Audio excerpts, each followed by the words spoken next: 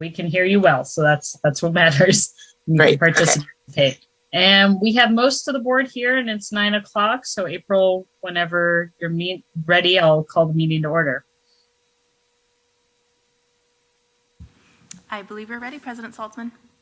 Great. So please call the roll.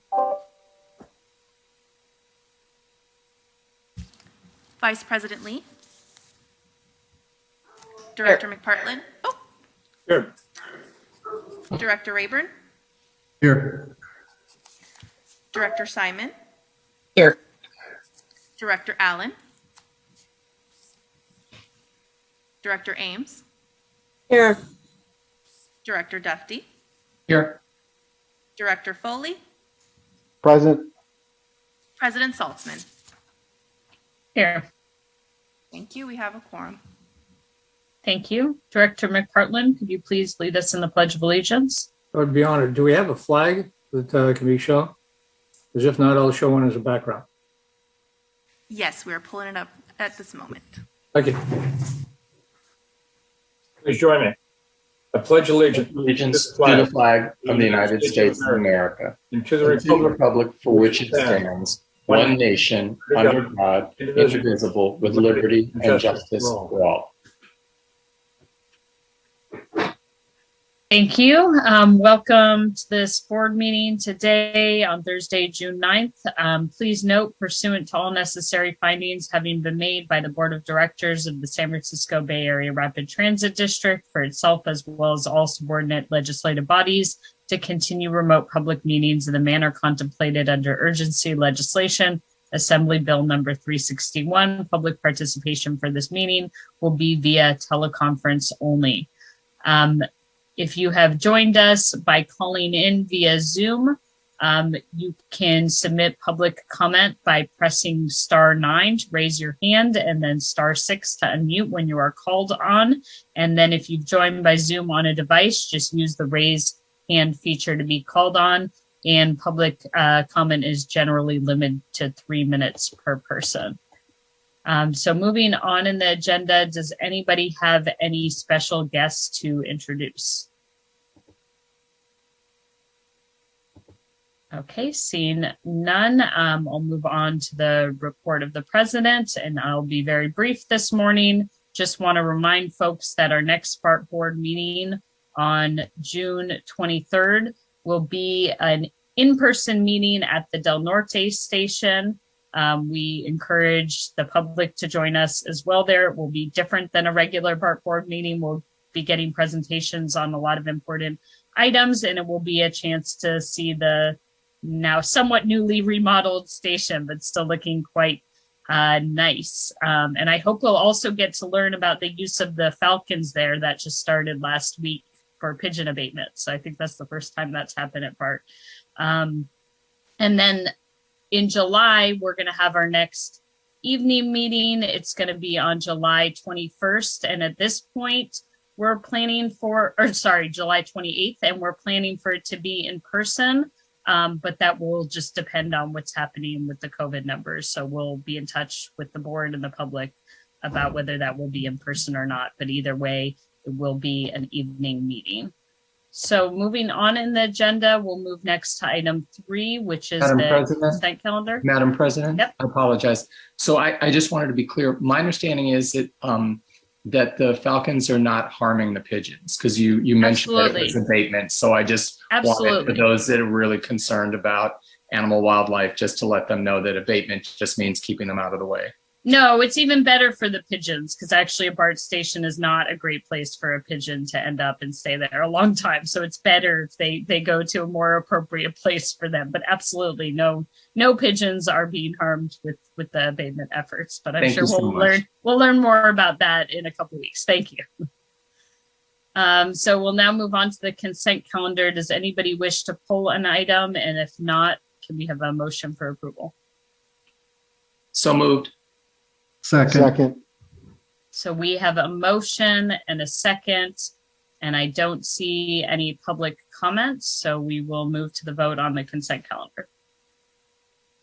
Vice President Lee. Yes. Director McPartlin. Aye. Director Rayburn. Yay.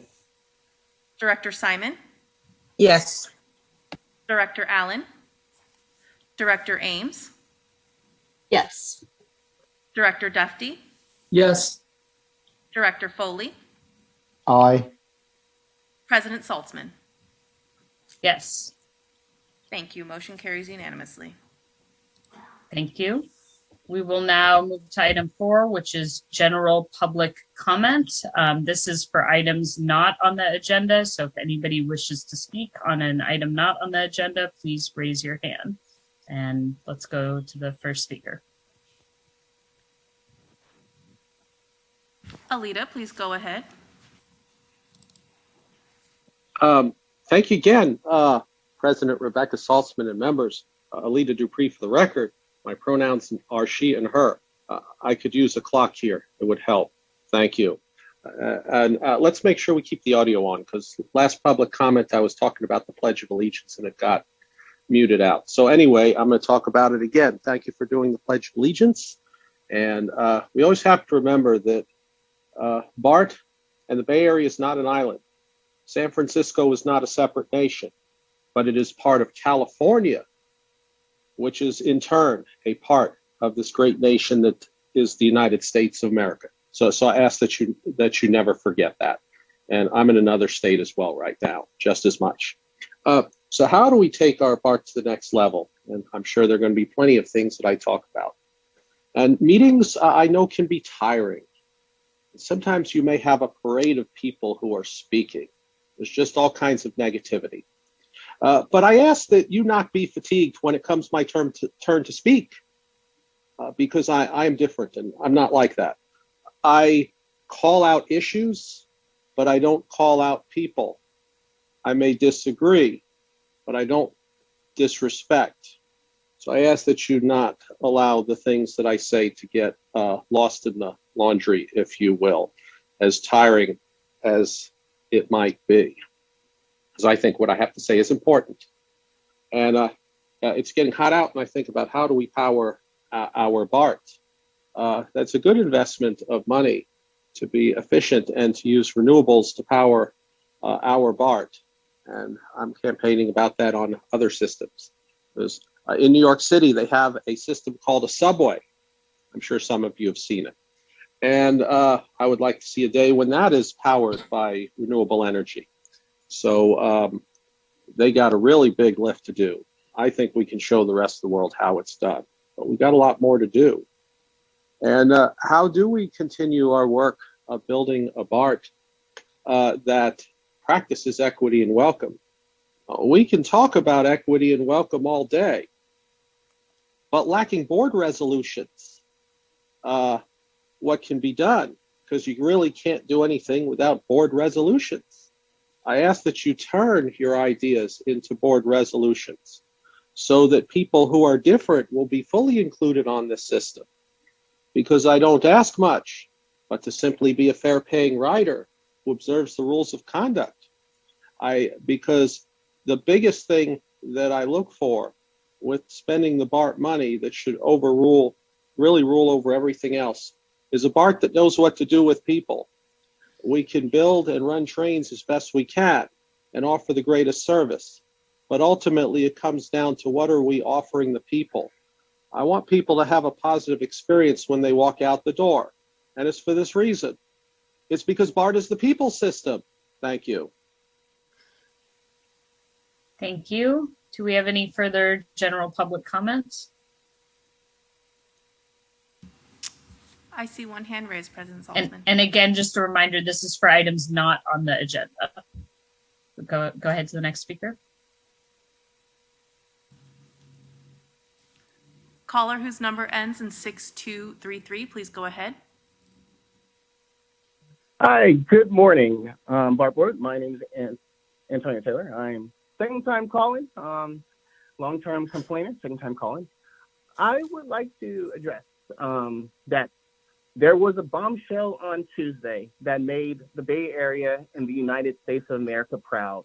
The rejection of the defund the police agenda and a corrupt joker, this yoker of a district attorney that made cartoon comic book villains blush. some of the board members on this board back the wrong course, and your politics are clearly a mismatch as the people of San Francisco and the Bay Area desires real public safety. And public safety is a civil right that in order to maintain civilization, as Edward Glaser says, that city is man's greatest invention. People want a stern yet fair policy like one of our greatest presidents, Theodore Roosevelt, as with his big stick diplomacy. Speak softly and carry a big stick. Not this anarcho-revolution stuff that destroyed our cities and downtowns throughout America in 2020. This recall should send a clear message to the rest of the BART board that the Bay Area is unhappy with how things are going, especially with municipal governance and your governance in particular. Polls show that BART has dismal approval ratings regarding safety within the system. Each of you need to take a good hard look in the mirror and consider actual changes you need to make in order to addressing the myriad of BART's issues and problems. I don't know if the BART police chief is in the room right now, but my question goes to him. It is well known that BART police has trouble with recruitment and retention. The question goes as follows. How much of the issues of recruitment and retention within the department is attributable due to the politics and attitudes of certain board members? I would like to get a response to that, or through correspondence, or a response and as soon as possible. Thank you very much. I hope you have a great day and a great start of the weekend. All right, bye. Thank you. Do we have any further general public comment? I don't see any additional hands raised. Okay, then we'll move on to item 5, which is the general manager's report. Good morning, President. Good morning, President, members of the BART board, Bob Powers, General Manager. A couple of updates for you. So let's start with the system and the yards in the shop on masks as it relates to BART. So Alameda County last Friday reinstated the indoor mask requirement for Alameda County for workplaces and other indoor settings until further notice. And system safety under the direction of Jeff Lau, we've extended for the district system-wide a mask mandate. So that's whether you're in the system, the yards, the shops, everybody's masked up there. So I just wanted to start with that. Update for you on the mask mandate. Second item to provide an update for the board is our West Oakland TOD project and our partnership with Mandela Station Partnerships. That effort was notified this week that they received a $5.4 million grant from the state of California Department of Toxic Substance Control, DTSC, for their Equitable Community Revitalization Grant Program. So the funds are going to be used to offset some of the costs for the environmental remediation of the site and allow for the affordable housing and mixed development for the West Oakland community. It's a big deal, and it's a $5.4 million grant. So congratulations to Abby and her team and our partnership with the Mandela Station Partnerships. It's a good thing. Right on the heels of that, FTA announced that BART was awarded about $500,000 through a program that's called Route Planning Restoration Program, and it's to help transit agencies offset post-COVID-19 system restorations. And so this is Pam Harehold and the grants team applying for grants, and we were successful. This is $500,000, and we were one of 50 across the nation that were selected for this program. But we can use that money to offset some of the service that we restored there. So good thing. Ridership, just a quick update on ridership. So we kind of leveled off a little bit on our upward slope there, but from where I sit, I continue to look at ridership and look and work with Alicia and everybody else here on getting ridership and doing what we can to encourage ridership. That it kind of leveled off just a little bit is not unique at this time of the year with the schools and Memorial Day weekend holiday and no real major uptick on the return to work. So we're going to continue to monitor that. But, despite all of that, Sunday, which was the 29th, was the highest Sunday of the pandemic. And, I just put that out there. So, we're tracking on all of that. Again, we have Sylvia and Shane. We have our weekend shutdown for the 11th and the 12th between Union City and South Hayward again on the A-line. Updates on our Pride efforts in Juneteenth. As you know, this month is Pride Month, and it's being celebrated as well as Juneteenth. So both staff and directors will be participating in a number of events all over the Bay Area. And let me just point out two of them. On June 18th, Director Simon is going to be honored with an award for her philanthropic work in the community and her commitment to social justice at the annual Juneteenth in the Town Jubilee. That'll be in the city of Oakland. So that'll be a great occasion. And again, that's on Saturday, June 18th. And then on Sunday, June 26th, directors, Bart staff, and the Bart Mobile will be in the San Francisco Pride Parade. And then on the Save the Date, you'll hear a little bit about this on our Bart to 50. And so I don't want to steal Rod's presentation here, but since it's in the GM's report, that we're going to have a big celebration and a community celebration on September 10th.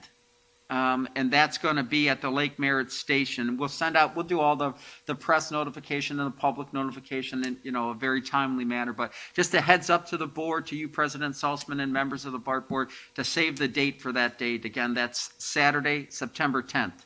And that'll be at the Lake Merritt Station. So with that, I'll turn it over to you, President Salzman, members of the board. Happy to answer any questions I can. First, we'll go to public comment.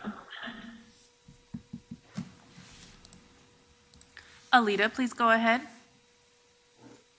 Thank you again, President Rebecca Saltzman and members. Alita Dupree for the record, she and her. Thank you again, President Rebecca Saltzman and members. Alita Dupree for the record, she and her. I always love a good general manager's report, so thank you. I'm encouraged about ridership. Hopefully, this trend isn't flattening. Hopefully we still have some progression upward. We want to continue to encourage people to ride BART so we can get back to 400,000. And it's very important that we keep our BART people safe, our families safe. So I'm in support of the wearing of masks in BART facilities, as I continue to wear masks myself in many places. Because COVID is still a problem.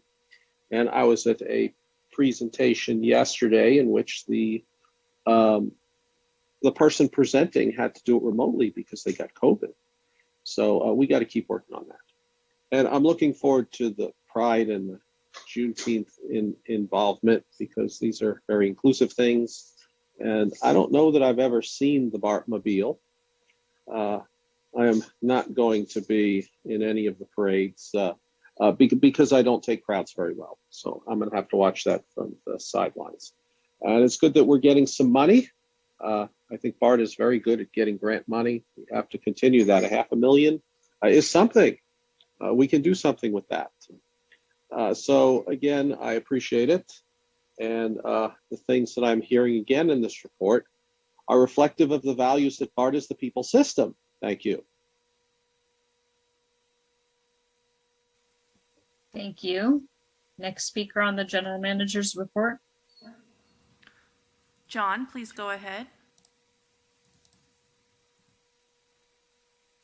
Good morning. John Spangler here, resident of Alameda, speaking unofficially, although I am the chair of the BART Bike Advisory Task Force. I hope that the BART board and staff are taking seriously my suggestions to preserve Bart's history in tangible form, not just digital form. And this goes back to my letter in February. And in particular, something that's come up since then is making the presently only hard copy history of Bart that is available in a handful of copies in the Bay Area available digitally so that it can get more readership and distribution coming up to the 50th anniversary celebration on September 10th. I'm hoping to be there. It has been quite an interesting progression for those of us who ride bikes from the time of not having access at all to having full access, and we appreciate that. And I also want to respond to an earlier public comment. Bart never was designed to be a social service agency, but I think Bart, under the circumstances and the constraints of its funding shortfalls, consistently being underfunded as all transit agencies are, is doing a remarkable job of responding to the macro issues of our society going through rapid changes. And I don't think Bart should be, or the board members should be, feeling responsible for solving social issues that are far larger than the scope of the Bart district. And I believe that Bart policies are on track in that way, in being as inclusive, as compassionate, and as active in law enforcement as possible. And I do hope that the recruitment issues with Bart PD, as with all PDs across the country, can be resolved. Thank you very much. Thank you. Seeing no further public comment, I'll go to directors. Director Duffy.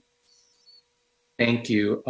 Thank you, Madam President. And first, as part of the general manager's report, I wanted to respond to Ms. Dupree and point out that ABC KGO Channel 7 in San Francisco is for the first time the broadcast partner for the San Francisco Pride 2022 Love Will Keep Us Together. It is going to be live broadcast starting at 10 a.m.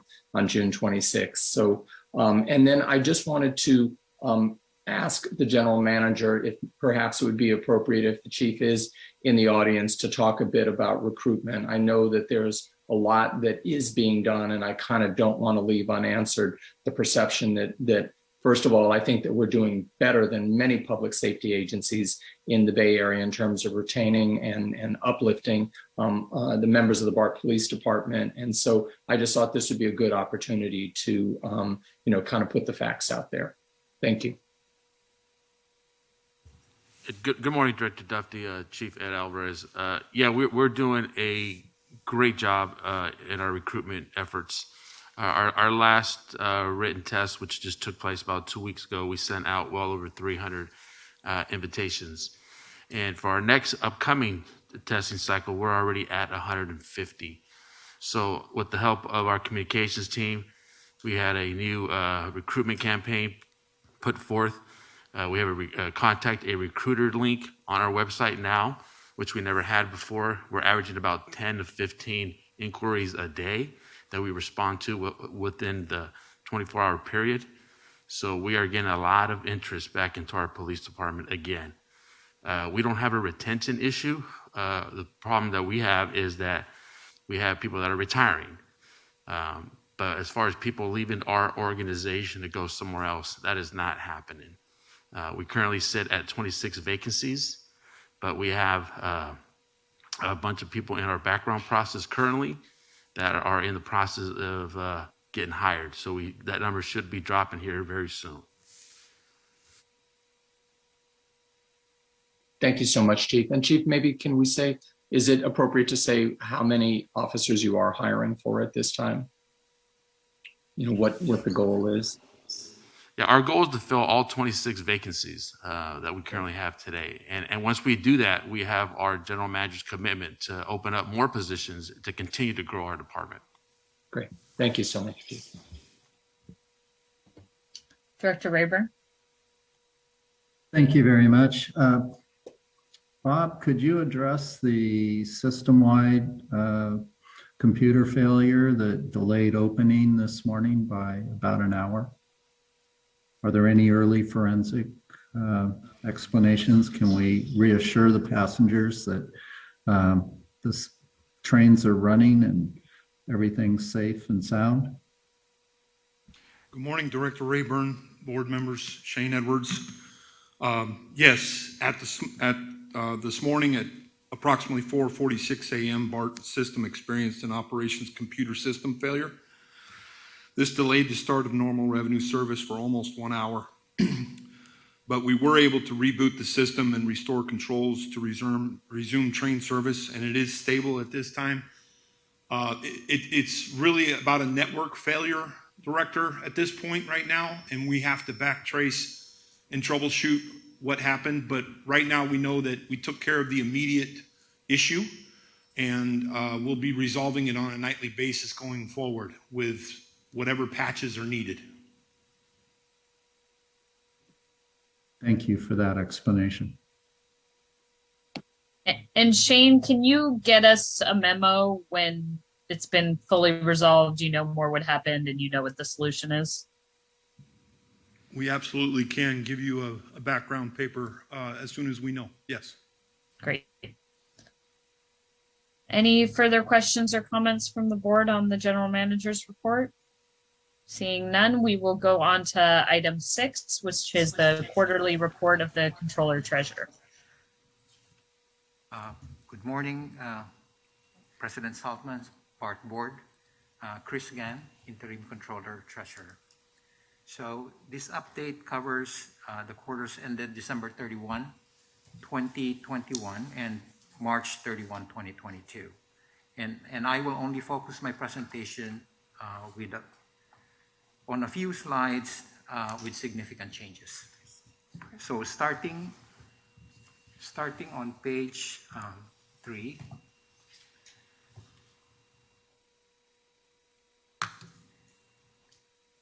So this page summarizes the changes in the balances of the trust assets of the district's post-employment benefit trust. And to orient you, the top table shows the changes for the second quarter of fiscal year 22, and the bottom table summarizes the changes for the third quarter.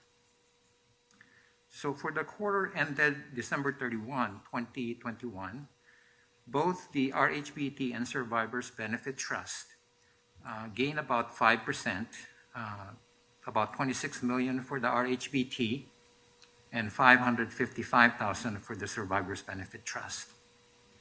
However, these gains were offset by losses experienced in the following quarter as persistent high inflation caused by supply chain issues and rising energy prices due to economic sanctions imposed after Russia's invasion of Ukraine led the Federal Reserve to increase the interest rate beginning in March 2022. This negatively impacted the stock market as well as the bond market. So at the end of March 2022, the net assets of the RHBT and the Survivors Benefit Trust were up only slightly compared to the balances at the beginning of the first quarter. At the end of the first quarter, primarily from contributions made. So the inception to date return for the RHBT from September 30, 2021 compared to March 31, 2022 slightly declined by 0.03% to 7.5%, while the inception to date return for the Survivors Benefit Trust declined to 12.7% from 18.9%.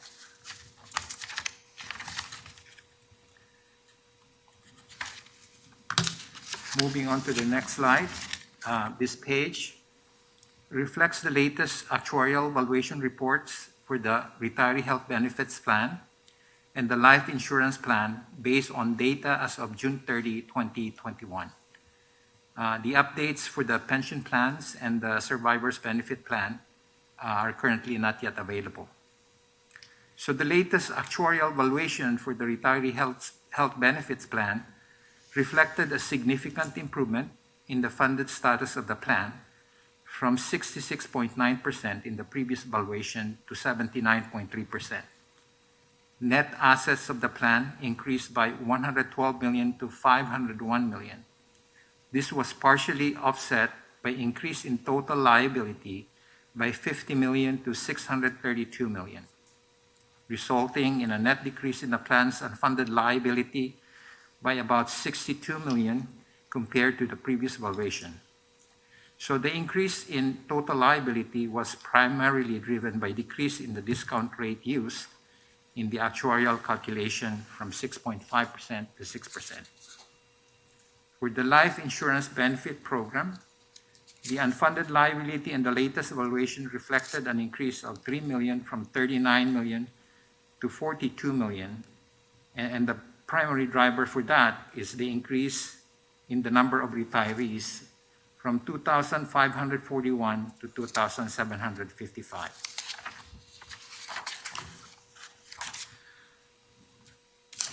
I'm going to move to page 10.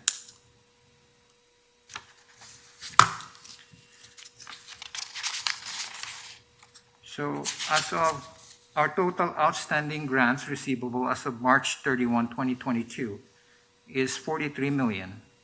And as of the day, we've received about 60% or 18.5 million of receivables outstanding within 30 days and about 80% or 4.5 million of receivables outstanding within 31 to 60 days.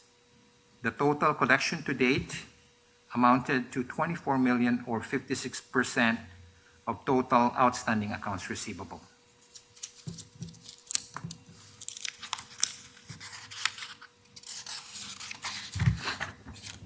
Our total cash and investments in the general fund and working capital fund is 768 million as of December 31, 2021, and 794 million as of March 31, 2022.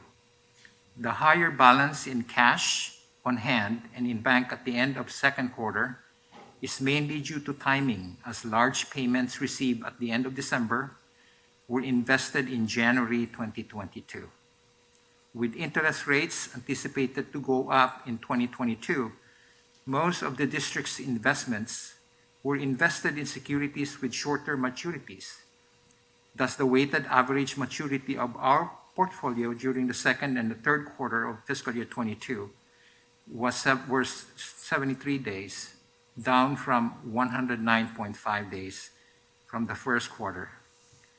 Our average rate of return in U.S. government securities in the third quarter was 0.43%, a significantly higher amount compared to the 0.06% earned during the second quarter.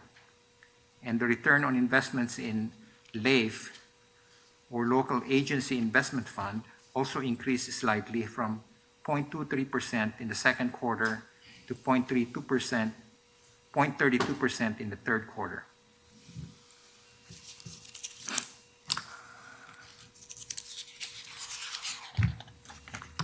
So at the end of March, about 50 million of the district's cash and investments held in the general fund and working capital fund are restricted, and 745 million are unrestricted.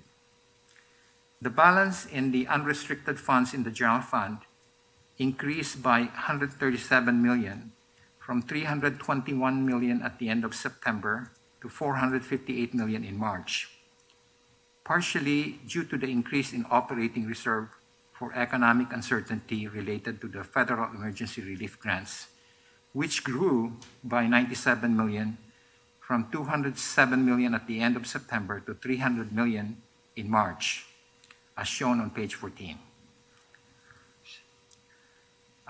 Currently, the reimbursement received from the federal grants based on eligible expenses exceeds what the district needs to balance its budget. So that variance from what's drawn from the grants and the amount used to balance the budget temporarily increases the district's cash. However, once the grants are exhausted and as the district utilizes the reserve for economic uncertainty in the next few years, the balance of the unrestricted funds will decrease. As of March 31, 2022, 254 million of the total capital fund had been allocated to projects, and about 62 million are scheduled to be allocated.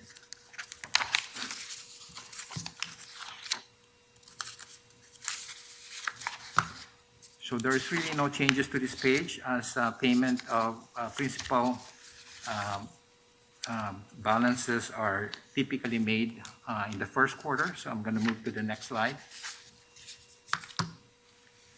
The balance of the district's operating and other reserves increased by about 97 million in the last 6 months, primarily from changes in the operating reserve for economic uncertainty related to the federal emergency relief grants. Between CRISA and ARP grants, the district recognized total revenue of 116 million in the second quarter and 106 million in the third quarter. And of that, we utilized 39 million in the second quarter and 89 million in the third quarter to balance the budget, for a net increase in the operating reserve for economic uncertainty of 93.7 million. The other significant change to the reserves relates to the 5 million allocation that was made during the third quarter of fiscal year 22. This concludes my presentation. Please let me know if you have any questions. Thank you. Thank you so much. Are there any public comments on the Controller Treasurer's report? I don't see any hands raised at this time. Okay. Any director comments or questions? Director Ames? Thank you. I just had a question about the economic uncertainty. 25 million allocated at the top of that. I don't know if that you can pull up that slide 14, but so Chris, did you say that we would use the unrestricted funds in future years for economic uncertainty? Because right now we've got the stimulus funding. So I just wanted to clarify that comment. And then that economic uncertainty figure, there's several, a lot of it's coming from the stimulus, but okay, thank you. So the Yes. for economic uncertainty, 25 million there, this is like item 3. Yeah, so we have 3 economic uncertainty balances that's reflected on the table. The first one is our general reserve, and I would probably defer to Pam when we need to use that. But as it relates to the CRISA and ARP, this economic uncertainty balances really just reflects the difference between what our current operating budget needs. Because right now we're able to draw down funds from the grants based on eligible expenses. We're able to draw down funds larger than what we need to close the gap for the operating budget. So at this time, we're accumulating the excess, but once we've drawn fully the grants, we will start using them. So Pam, do you want to take the question on the 25 million? Chris, sorry, I just want to understand that you had mentioned we would use unrestricted funds to increase the reserve for economic uncertainty. So that's really after we use the CRISA and the ARP funding, correct? I just want to clarify, Director, that the excess money that we are receiving right now from the grants, they are classified as unrestricted. And that's the reason why our unrestricted fund is growing right now. Okay, so the 25 million that we have up there that's not stimulus funding, and we could increase that in outer years after the CRISA and the ARP funding. But right now, you're saying this is all unrestricted funds. Yes. uncertainty is called unrestricted funds, but we could then eventually increase the economic uncertainty reserve with our unrestricted funds that we have beyond this that's shown here. Yeah, typically we would do that if actually that balance relates to balances that we've accumulated prior to the pandemic.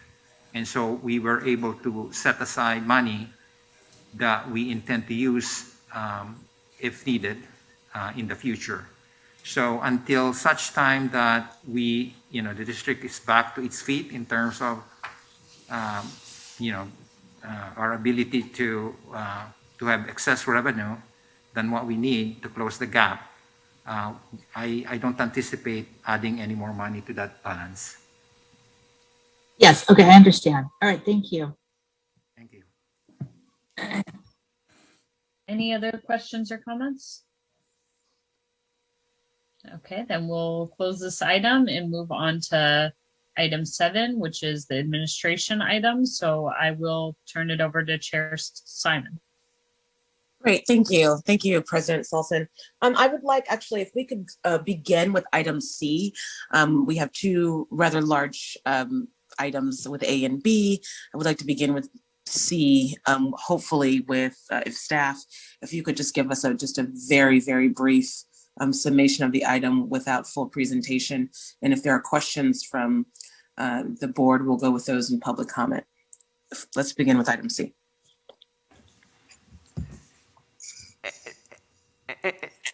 And good morning, directors. This is as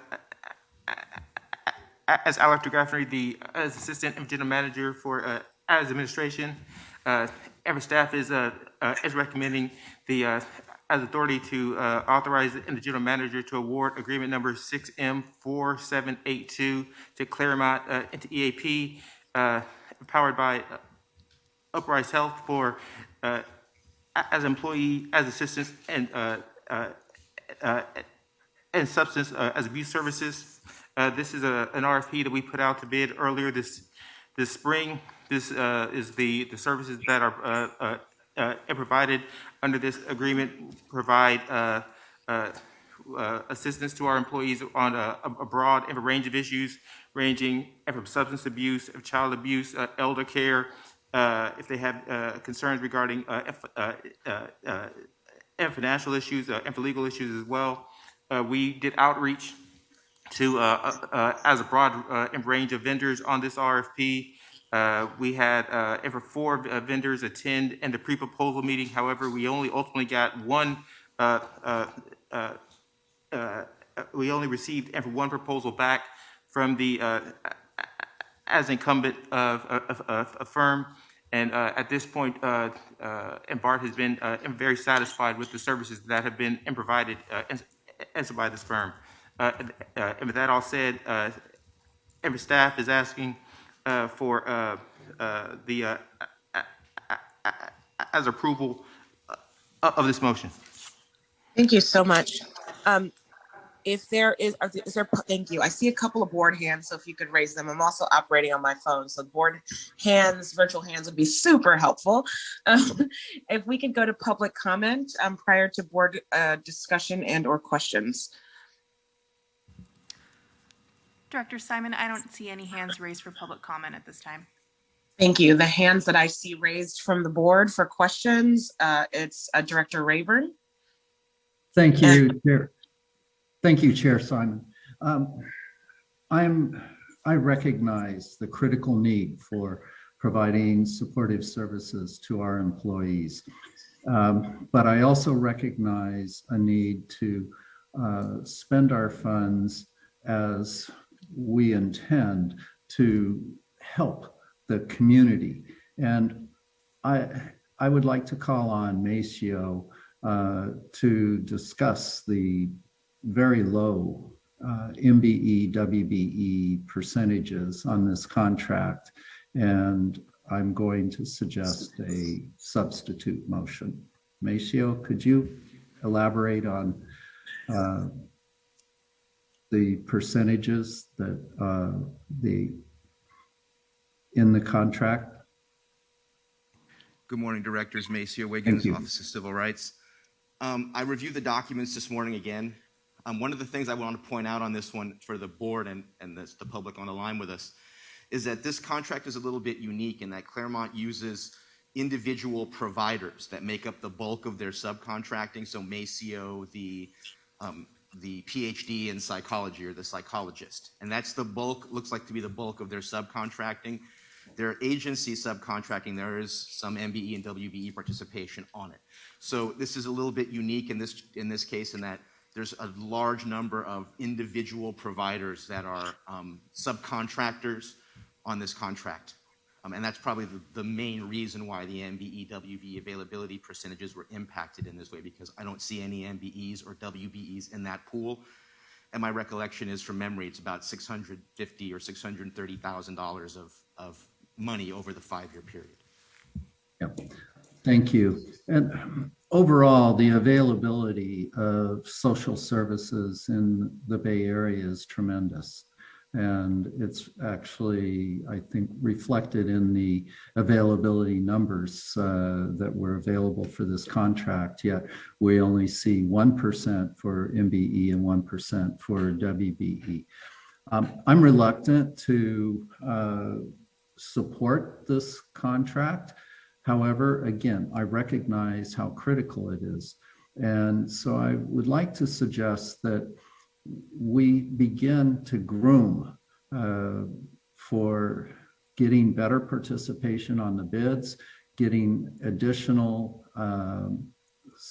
let's say, unbundling efforts within the contract so that local MBEs and WBEs are able to participate in the $4.5 million that this represents over the next 5 years.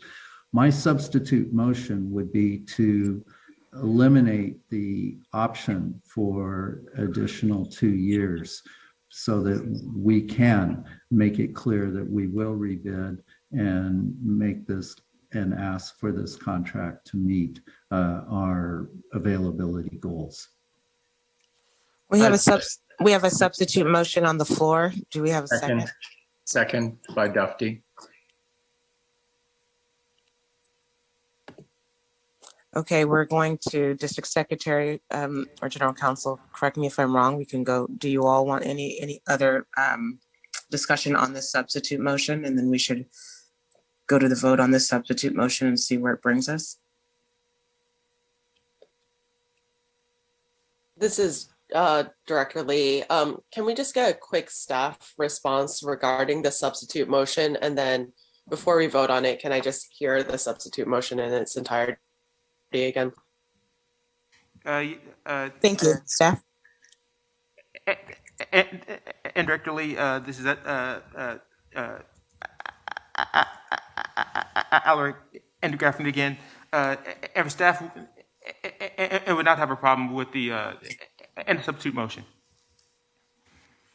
And the substitute motion is to move forward with the 5-year contract, but to delete the 2-year option so that we would be able to rebid. Okay. Are board members satisfied with that explanation? Okay. What we'll do now, if we can just take a roll call vote. District Secretary on the substitute motion. Certainly. Vice President Lee? Yes.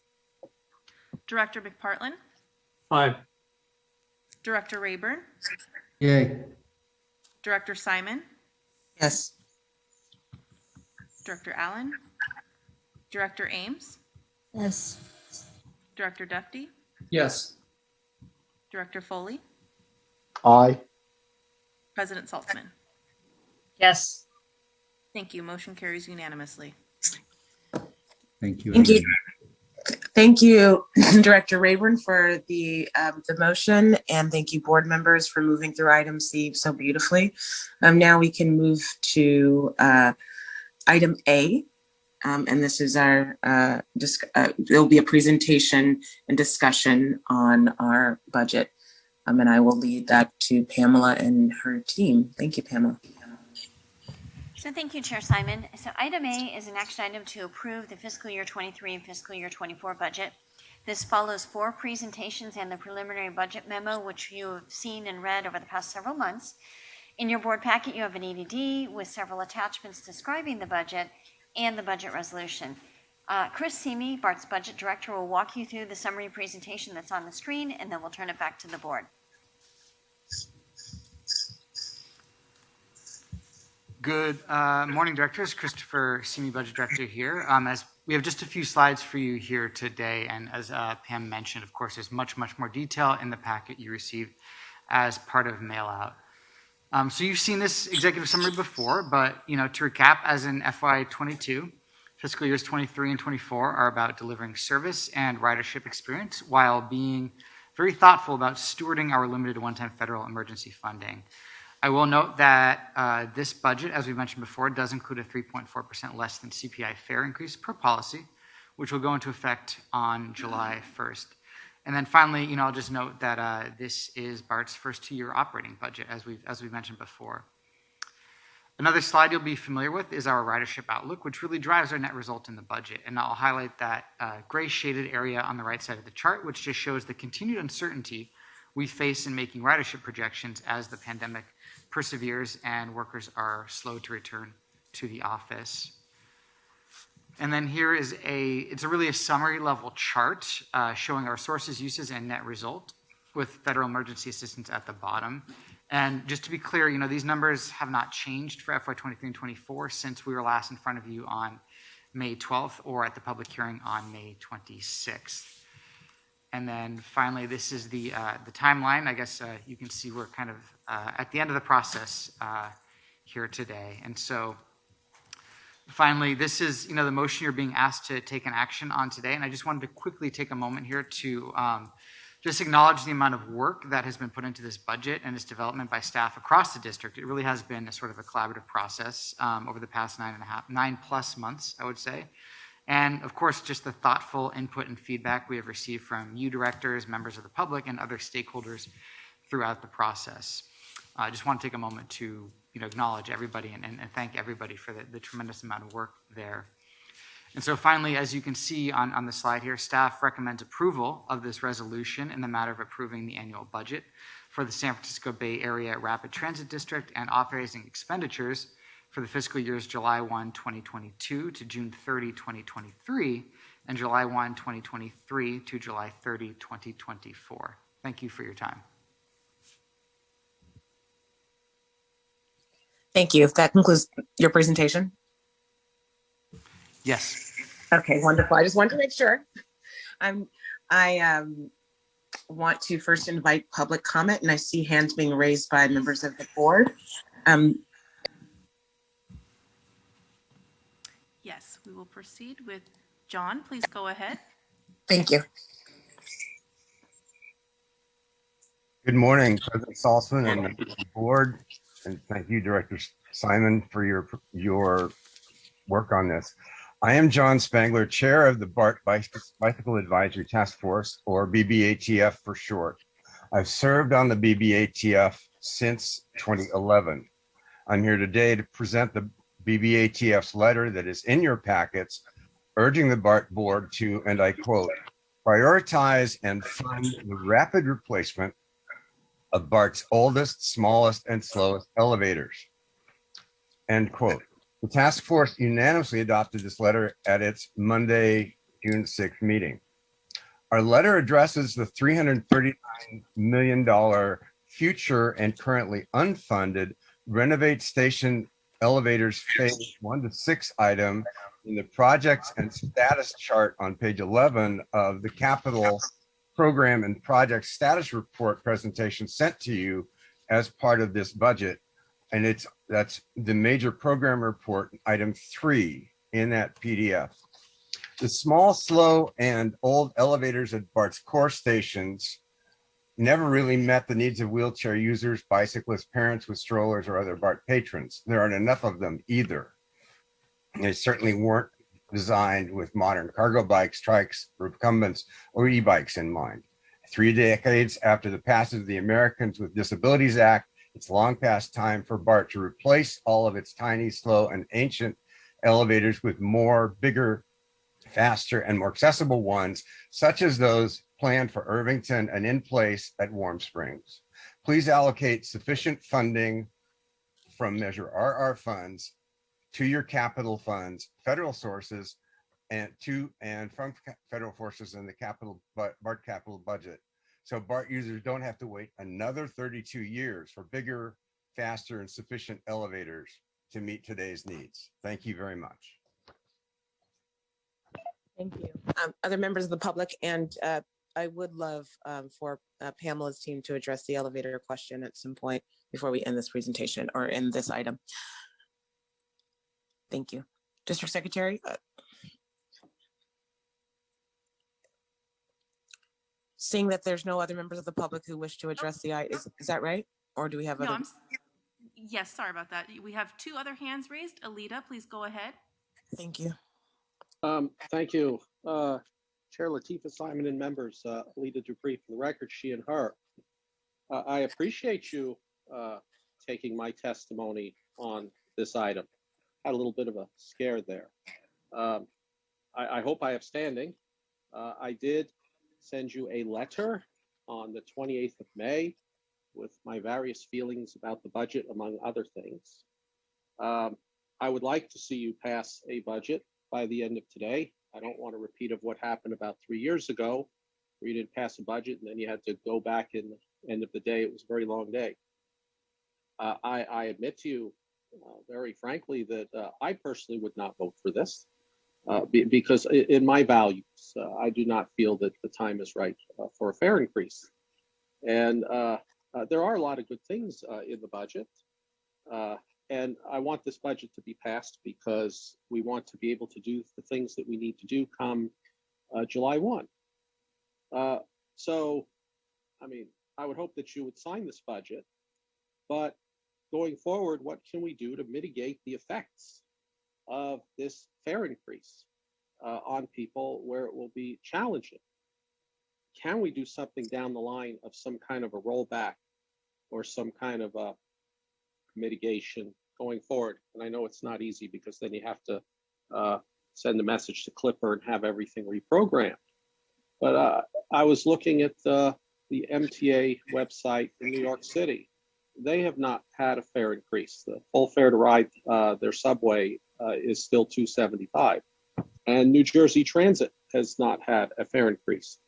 And I know that my history with BART is not long, but I would like to think that a half a century of New York City subway,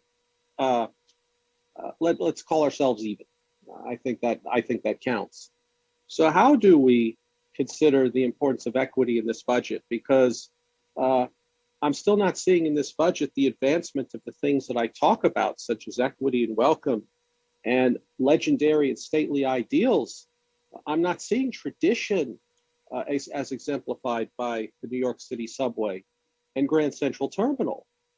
And so I think that we're just kind of stuck spinning our wheels here in passing a fare increase. And I really do appreciate the work of Pam and the team in building this.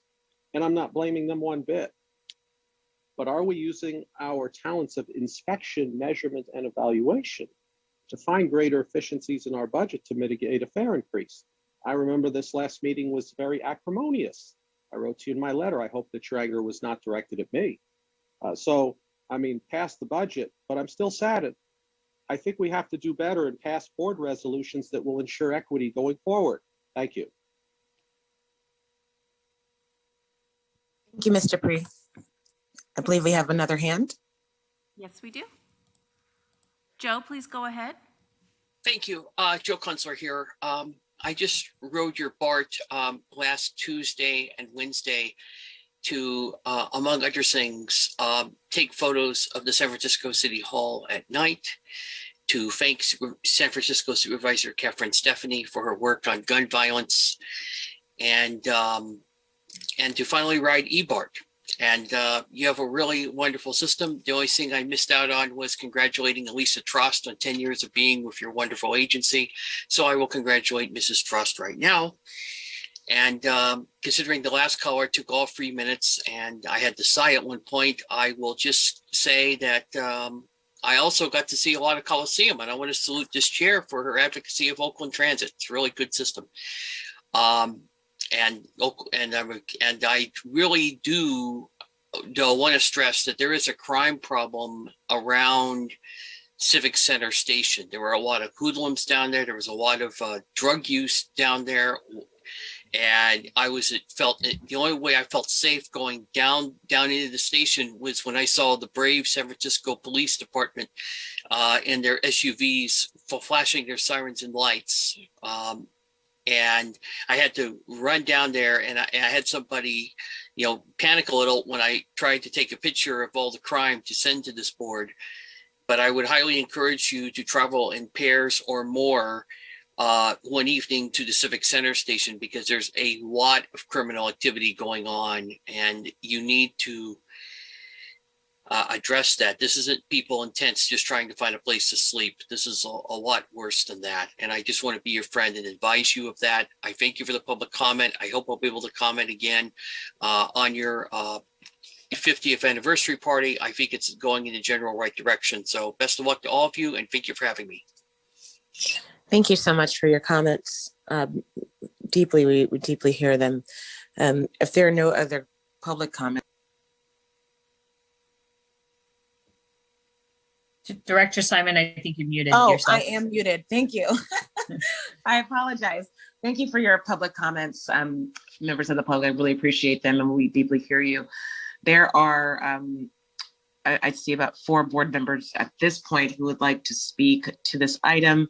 I'm hoping that, in the next 20 minutes, 30 minutes, we could potentially get to a vote. I'm trying to keep time, but I understand this is the most important item of the year for many of us to approve our 2-year budget. So with that said, I'm going to go down the line as I see them, and I will end with our Vice President and President. So Director Ames, Director Rayburn, Director Dufty, and as I see President Salzman, but I can again change that order as they come. And I would Director Salzman, excuse me, Director Salzman had her hand up first. Oh, okay. I saw it down. My apologies. You know what? Let's take our president. And by the way, one of the public commenters mentioned Alicia Trost. In addition to Alicia's 10-year anniversary, I think it should also be known that she gave an amazing commencement speech at one of various high schools. We saw you on those internets, Alicia, and we're so proud of you and the work that you're doing. So thank you so much. Why don't we start with our president? President, go ahead. Thank you. And I actually hope we can conclude this in 10 minutes, since I think we've spent probably more than 10 hours on it, which is important. We should have. Let's go. Let's do it. But first, I want to get to your question about the public comment from John Spangler. I think staff is ready to address that. Mm-hmm. Yep. Why don't we go straight to staff? So Pam Herhold here. I just want to point out that in the next 2 years, we have a lot of work underway on our elevators. We are currently in the process of renovating the Coliseum Station elevator, or we're about to start work on that. Also, we have work progressing on Pittsburgh Bay Point Station. Powell Street Station is nearing, I think we're about a year or so away from completion of that one. And then we have an elevator renovation program planning and design underway for phase 1.3. So that's in multiple locations across the system. So a lot of work is happening on elevators, and it is a long-term program, but we are sequencing this and prioritizing it to address the most critical elevators first. Thank you. So just brief comments. I think considering our immense financial challenges, I'm actually excited about this budget, because we're not only, maintaining everything we've done this year, but we're providing even more. We're having small service improvements that will make a big difference to those people who just missed a train, and instead of waiting 17 minutes because of the odd schedules, they'll, wait 10 instead. So it will make a big difference. And the other things that we're, making permanent, like having attended restrooms, which are so important, and we've been getting feedback on. So I think that the small changes we're able to make will be big improvements. And just to Alita's comments about the fares, I actually think for this year with the 50% discount in September, all of our riders who ride more than a couple days a week, that will offset that quite a bit. So it's kind of nice how that works out. But moving forward, I think, we really need to look at what Director Lee has been asking about, I think, in all the budget presentations, which is we have to expand Clipper Start. We have to make it permanent and we have to expand it. We have to figure out how we can offer a greater discount and how we can offer it to more people. So I know that's planning to come back to us, but I think that is ultimately the answer to provide that discount for those who need it. And for those who can afford it, we'll have these, very small increases every couple of years. So with that, I'd like to move approval of the budget. I'll second, unless any other director wants to second, but I would love to second this item. Great. I'm taking chair liberty. I think, I had asked members of our performance team some time ago about the cost per mile that a passenger pays on Bart. And while Bart is extremely expensive, it's still roughly about $2 a mile, which is actually cheaper than even our TNCs, as somebody who takes both every day. So while we're in very, very difficult times, I do think that our team has done just a phenomenal job in keeping the trains running and our staff employed and the organization moving. And so as a seconder to this motion, I'm completely thrilled that we will be able to pass a budget that keeps us moving and keeps sort of our noses to the ground, able to move still hundreds of thousands of people each week throughout the Bay Area. So thank you. Chairperson Simon, Yes. this is Pam Herhold. I normally wouldn't interrupt, but I feel so compelled to correct the statement. Actually, the average rider pays about 28 cents per mile traveled on BART. So I'm not sure why I thought it was $2, so that's even better. Yeah, it's an incredibly good, when you dial it back and kind of think back to the base elements, it's a really good price. So thanks for letting me jump in. Well, I had it in my notes as 2.0, so I thought it was $2. So I guess 20 something cents beats that. Thank you so much. And I think, as we as BART directors and members of our team can continually sing the praises of how, while it's expensive to get through our massive Bay Area, 5 counties, it certainly does beat the car, both in price and for our beautiful environment. Liz Ames, Dr. Ames, you're next, followed by, I believe, Robert, Director Rayburn, and Director Duffy. Okay, thank you so much. I am really pleased to see the 2-year budget. Of course, I think a lot of us have been wanting this for a while. So I had some questions. Like when we are approving a 2-year budget, we're going to then amend the second year. This is going to come back to the board next year. So I'm wondering how this works. I'm getting questions even right now at this meeting, but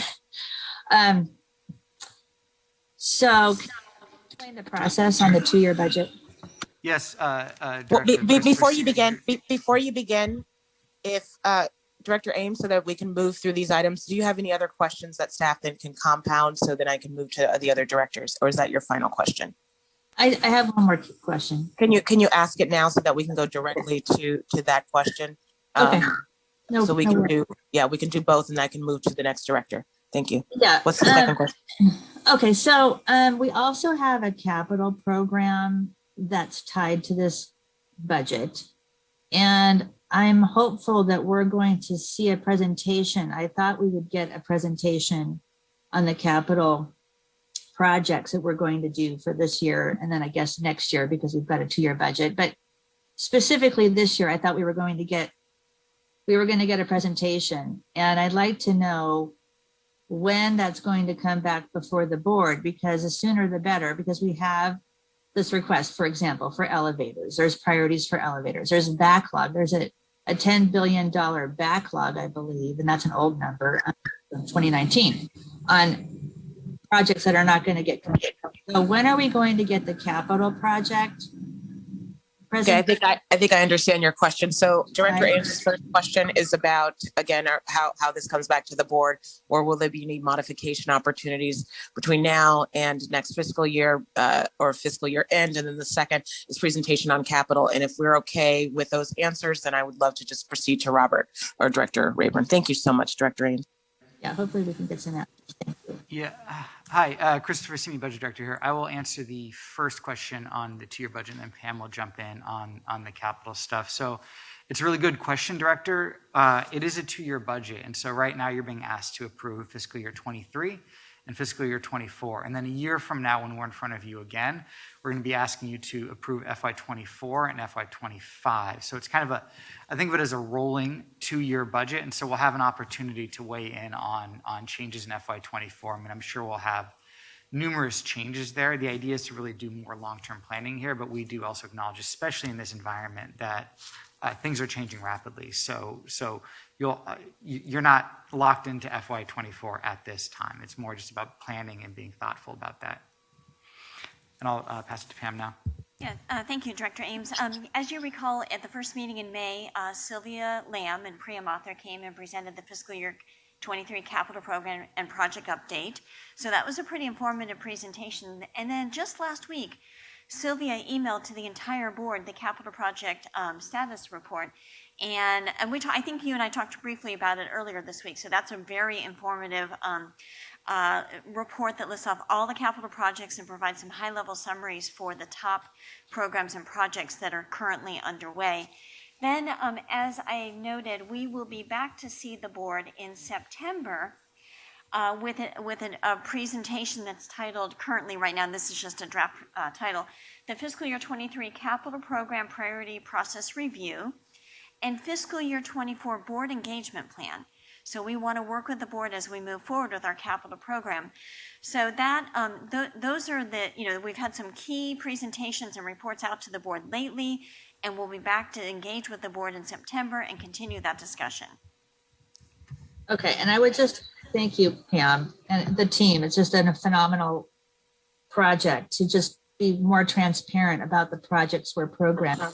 Thank you. I just want to say that if we could get the projects that are in the infrastructure backlog so that we could look at the entire set of projects before us that we could then prioritize. So that's it.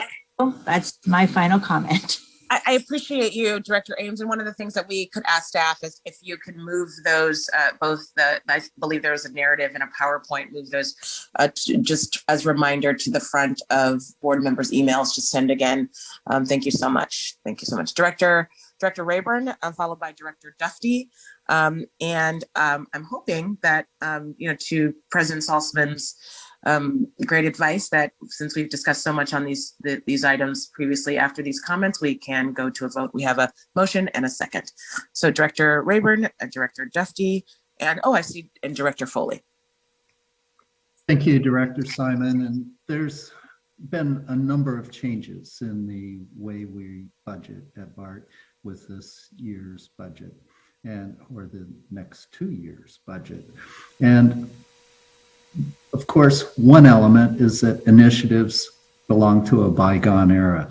This budget reflects serious belt tightening, and the only initiative is really to increase service beyond what we're providing today. And that will be a challenge. Workforce, maintenance, and lots of hiring, and in a very constrained era. The other, I think, very exciting change is the capital projects report that was provided last week. And for the first time, we have a complete laundry list of all the projects and the future.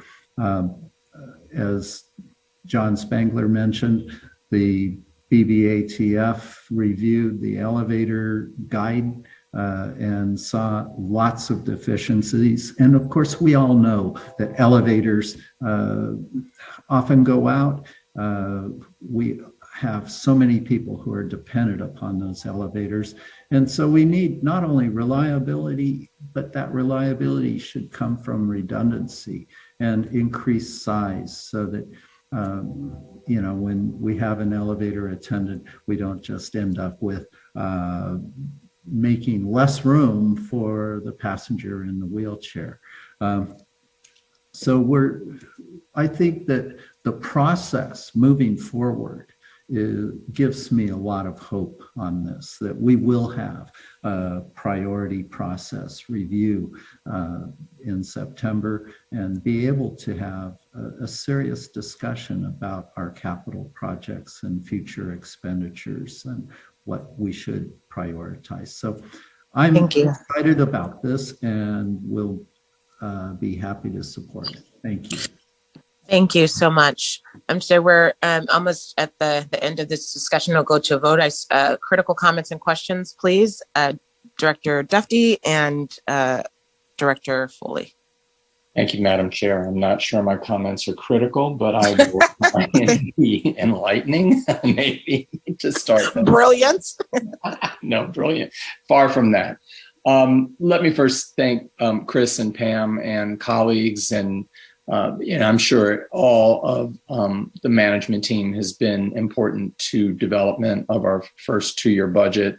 And I just want to say thank you very much. And I do share the sentiments that were expressed by President Saltzman and Director Rayburn, and to underscore the President's words about a 50% off September fares, and that things will balance out. And most of us on this board have been part of establishing a youth fare that runs through age 18, preserving the senior and disabled fare reduction of 62.5%, advocating for Clipper Start, and again, underscoring the President's comments about the leadership that Director and Vice President Janice Lee has shown in terms of seeking deeper discounts in that area.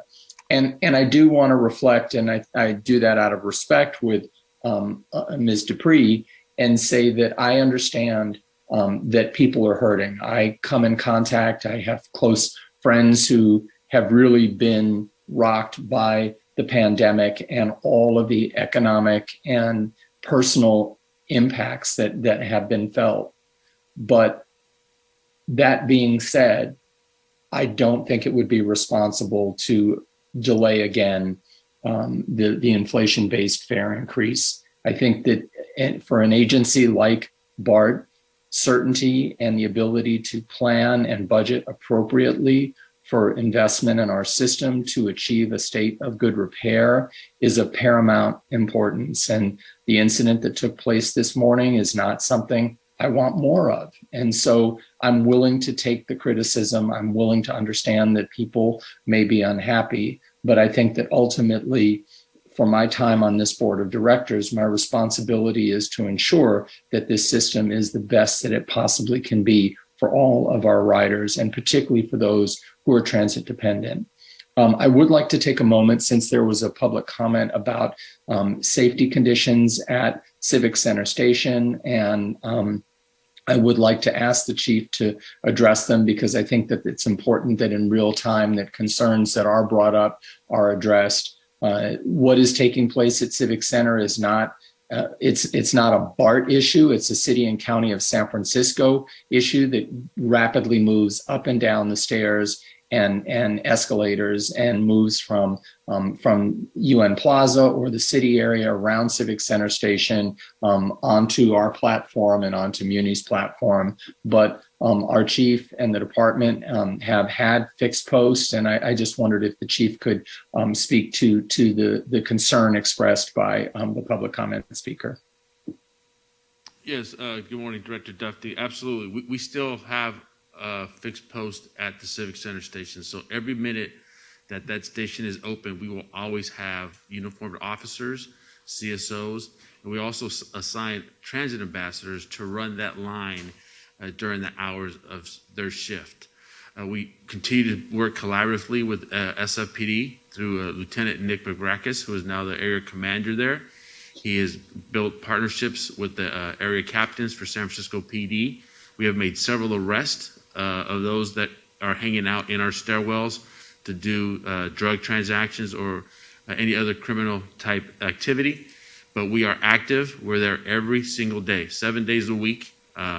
It's shown in the results of our calls for service that have diminished over the time that we've started this practice. And we've also made several high-profile arrests. As you recall, when we had the unfortunate homicide on our platform, our officers were there and made the arrest within about a minute of it occurring. So we are there, we're active, and we will continue to be active. But yeah, it's a partnership with our SF partners, street level, because a lot of that stuff trickles down into our station and stuff that we have to worry about and we work with.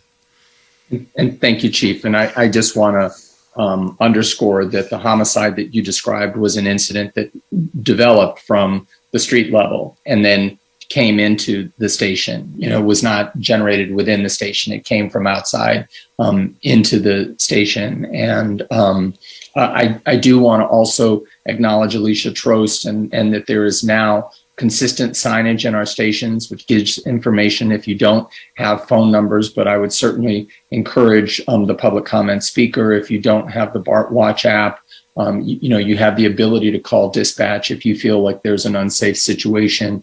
And since there is fixed post, I think we would have a very rapid response. So I'm sorry to kind of get into the weeds on that, but I think it's important given that, we want people to use all of our stations. Positive activity is positive. So thank you again for this excellent budget. Thank you, Ms. Dupree, for understanding that we may view the outcome of this differently, but I do appreciate the concerns you've raised. Thank you. Thank you, Director Duffy. And we will end board discussion with Director Foley and go directly to the vote. Thank you, Madam Chair. I want to thank Chris Simi and Pam Herhold. You've been walking a fiscal tightrope with this budget, and I greatly appreciate your efforts. In my 29 years of public service, I've never seen a budget that everybody's happy with. It's a process of trying to find balance within the budget that meets as many needs as we can meet, but also coming in on a balanced budget. But there are lots of positives in this budget. We're shifting to a two-year budget model. That is something I've been asking for. I think others as well, and I'm glad to see that we're here. The fare increase that's included is less than inflation. So we do understand the need to keep our numbers positive, but also understand the impacts it might have on our riders. This also includes filling all BART police vacancies. That's critical for the safety aspect, and I think we've committed to doing that. And again, this also allows for us to look at improved future service. So there are lots of good things here. I will say that I agree with Ms. Dupree. We do need resolutions to help guide staff about the priorities of the board, and we should look for those opportunities. And I also agree with Joe, who had mentioned that access to the elevators. Transit is about accessibility and mobility. So all that we can do to improve that process, I fully support, as I'm sure my peers on the board do. So with that, I will turn it back to you, Madam Chair. Thank you so much. Thank you so much. Well, thank you so much for everyone who put in so much work. I think it's very well known around Bartville that Pamela's team and the general manager's team have just been putting in so much work to get us to this point. So thank you so much. And thank you, President Saltzman, for your leadership. Let's go to the vote. Vice President Lee? Yes. Director McPartlin? Aye. Director Rayburn? Yay. Director Simon? Yes. Director Allen? Director Ames? Yes, for the first time in 4 years. Okay. Director Duffy? Yes. Director Foley? Aye. President Saltzman? Yes. Thank you. Motion carries unanimously. Congratulations. Thank you. And now we'll go to item B, which is a quarterly report on where we are. Pamela? Thank you. Actually, I'm just going to turn this straight over to Chris, our budget director, to walk us through a single slide. Thank you, Chris, and my apologies. Members of the board and public, this is not an action item. It's an item for information. And we'll go directly after the presentation to public comment if there is, and hopefully some minimal discussion from the board if need be and questions, and then we'll move to the next item. Okay, Chris? Yes, thank you, Director Christopher Simi, Budget Director here. So we are discussing today our third quarter of fiscal year 22. That's the current fiscal year financial report. Your packets, of course, contain a detailed memo on our financial performance in the third quarter of this year, and so I'll just run through the highlights here. And just to orient you, you are looking at the fourth page of the report here, which sort of has all the numbers on it. And it's preceded by a 3-page memo with some detail that kind of gives context to these numbers. The big takeaways are not new. So first on the revenue side, we have improved somewhat since the second quarter. Fare revenue remained below budget because of ridership. It is being made up primarily by strong sales tax revenue. And this is a current year trend we've, of course, highlighted before. Then on expense, as you guys know, we are continuing to spend less than budgeted, largely because of the challenges related to hiring in this market. And non-labor does also remain a little bit below budget, but we project that to catch up to get closer to budget by the end of the fiscal year. And so if you look at the far right, and April, would you mind scrolling down just a little bit, or maybe zooming out so we can get the full page there? Yeah, right at the very bottom there, you'll note a $101.6 million positive variance. It's sort of toward the bottom there, and so if you can see it on your packets, of course, even if it's not fully visible here on this screen. There it is. If you could just pause there. Thanks, guys. Anyway, so those savings will be realized in the form of less reliance on federal emergency assistance in the current year, which will in turn be used to offset operating costs in future years, or as we say, extend the runway. And finally, the fifth or last page of the packet includes detail on ridership through the end of March, because that's the period that this report covers. So, thank you for your time, and we're happy to answer any questions. Thank you so much. April, are there members from the board? Members of the public who would like to speak during public comment? Yes, we have one hand raised, and we will go now to Alita. Please go ahead, Alita. Thank you again, Chair Latifah Simon and members. Alita Dupree for the record, she and her. As I talk about this report, I really like the way that the last page is presented, where I see the pie chart, which shows the breakdowns of different kinds of fares. That's very helpful. I think we should have more of those easy illustrations. I am in the 2.9% that is characterized under Clipper disabled. So thank you. I am a bit surprised that our ridership is tracking severely below budget. The orange line was above the blue line, and now it's going quite a ways below the blue line, and hopefully we can find some ways to bring that up because we are still very fare dependent. The main chart, it does look a little bit busy in basically trying to see what is the bottom line for this quarter, but I am seeing some deficits here. I'm presuming that we are going to wash those out with our various assistance money. So, I appreciate you bringing this forward. It's, I would just say in the future, it does look kind of busy. It's a big grid, and the green dots do help. But this is a work in progress, and hopefully we can get our numbers more in balance so we can make the assistance last longer. Thank you. Thank you so much. I just learned, this is I'll say it later. I just heard that, I'll say it now. Rebecca Salzman's daughter just graduated from preschool or something, and I just daycare, and I am so distracted after I just seen that picture. Thank you so much, Alita. What you're saying is absolutely right. There's so much that is brought up in this budget, and life continues to go on in the Bay Area. And we're doing the best that we can. So thank you so much for your faith in our system and the push that you continue to give us.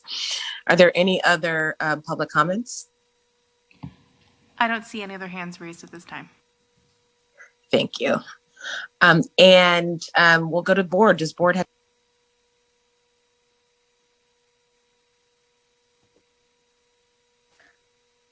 I don't think there are board comments, and Director Simon, you're muted again. Oh, okay. Yeah. If there are no board comments, we will go.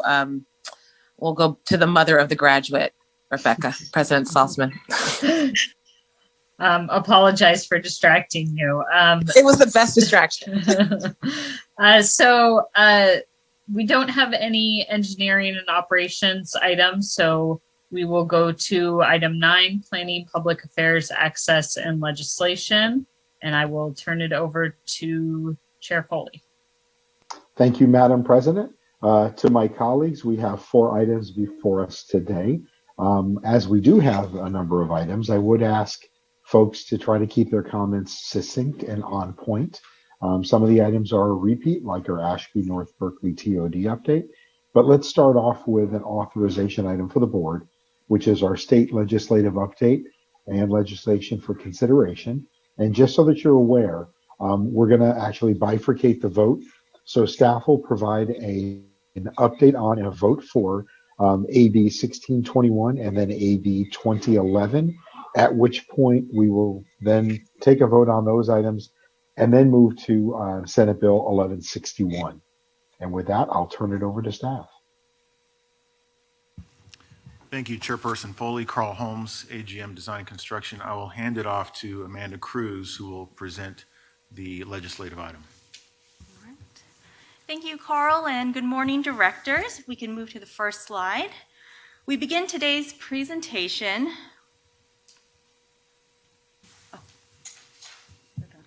Oh, I'm sorry. That's me. With a brief update on the fiscal year 23 state budget.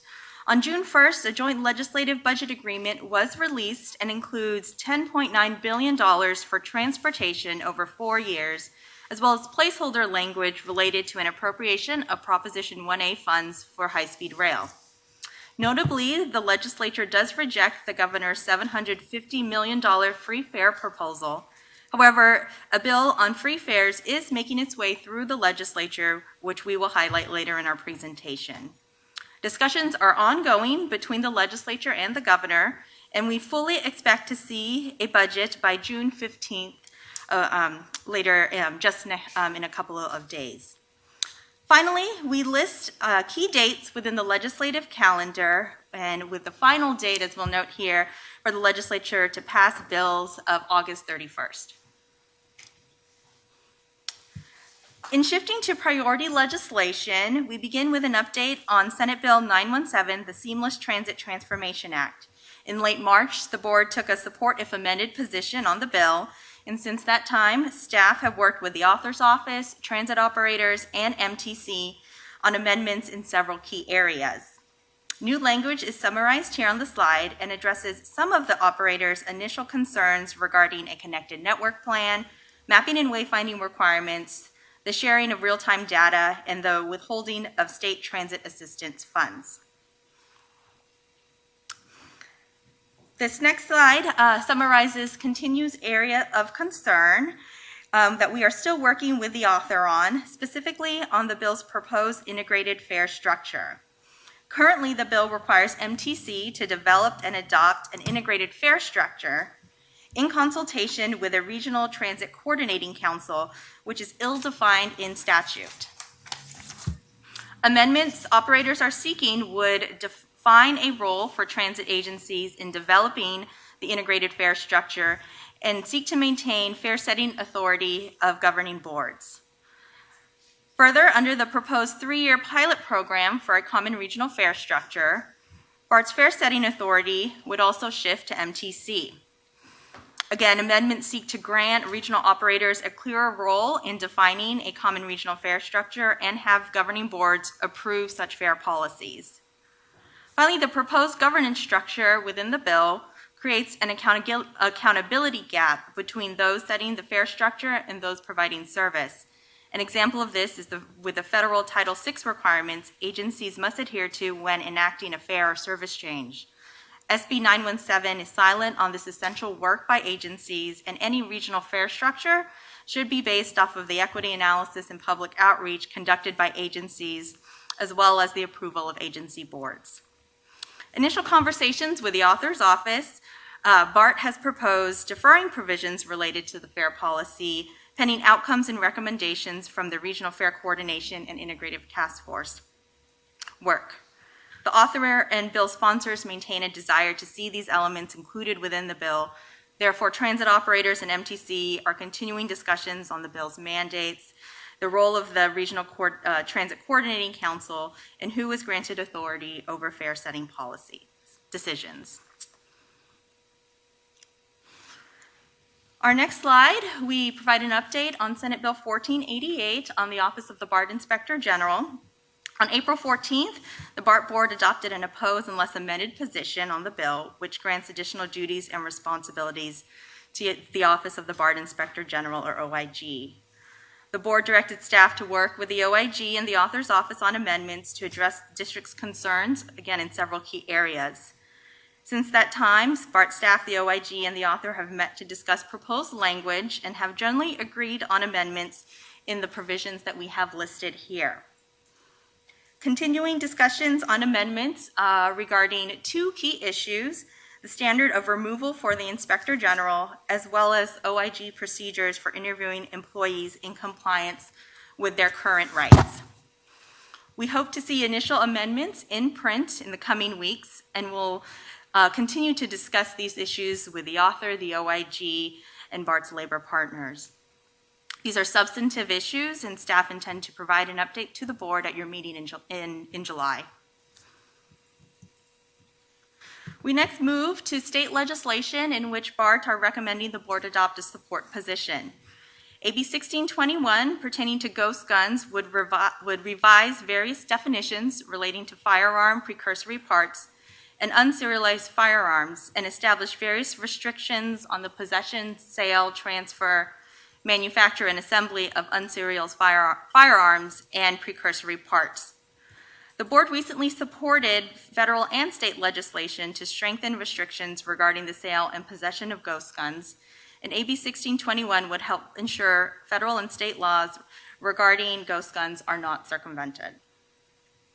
AB 2011 by Assemblymember Wicks, the Housing and High Roads Job Act, would make certain housing developments that meet specified affordability, site criteria, and objective design standards a use by right within a zone where office, retail, or parking are a principally permitted use.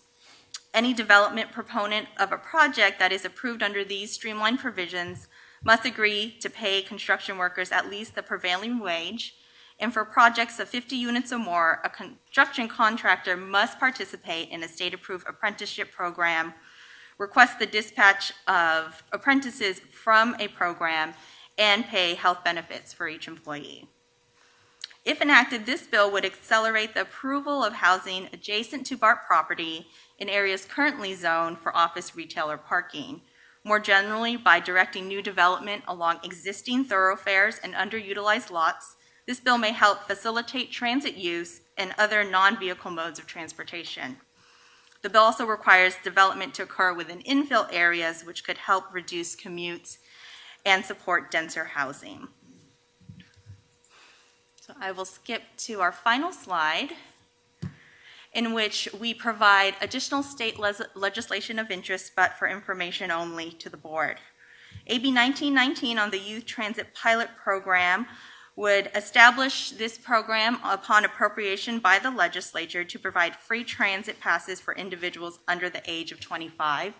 This would come in the form of grants to agencies and could be used to develop free youth transit pass programs, support existing programs, or cover the costs of providing transit service and administering the program.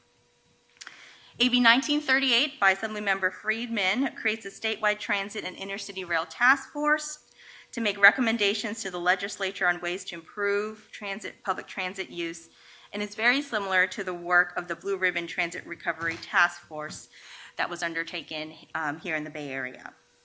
AB 2357 by Assemblymember Ting makes procedural changes to noticing provisions that apply to surplus land and exempt surplus land and could impact BART's transit-oriented development program.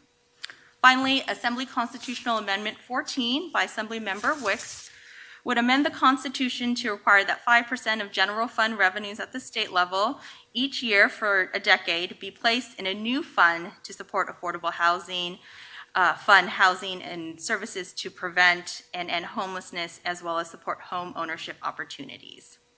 So this concludes the first half of staff's presentation, and I will hand it back over to the chair.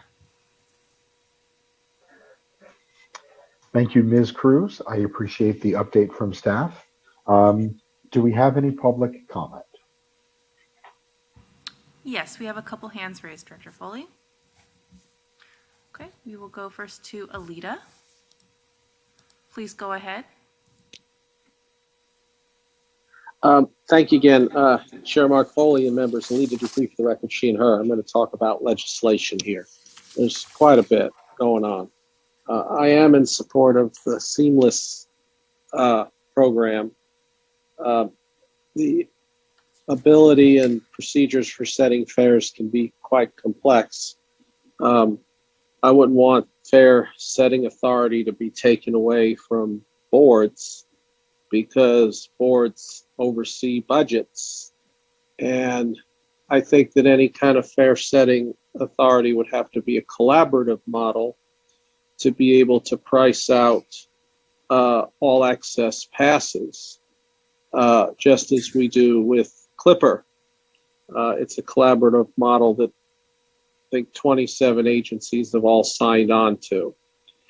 So seamless is good, but we want to make sure that everybody is at the table. Otherwise, it's possible that agencies could lose control over their budgets, and we don't want that. And don't get me wrong, I like MTC a lot. So we all got to work together.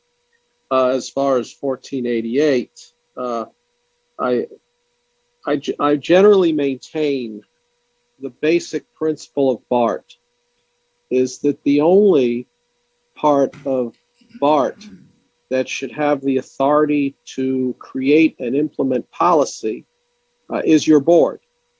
So I see the Inspector General should simply be an advisory role, but should not have authority to make resolutions and ordinances. That must always remain with you as a board, because you as a board ultimately are accountable to the public. 1621, I certainly would like to see an explainer as to how that bill will affect BART, because I think that anything that we do, whether we support it or oppose it or take a watch position, needs to always be explained in the context of how it would affect BART. So I'd certainly like to hear how our support of that bill will affect BART. And then there's the housing bill. But overall, I'm generally in support of this slate that has been discussed here. And hopefully we can make an impact in the state legislature. So I don't understand the process. I don't even know if I have standing before the legislature because I'm not a citizen of California. But you can do it for me. Thank you. Thank you, Ms. Dupree. Madam Secretary. Joe, please go ahead. Hello, Joe Kunstler here. I will not take my full 3 minutes. I just want to thank you for supporting the Seamless Bay Area as you have.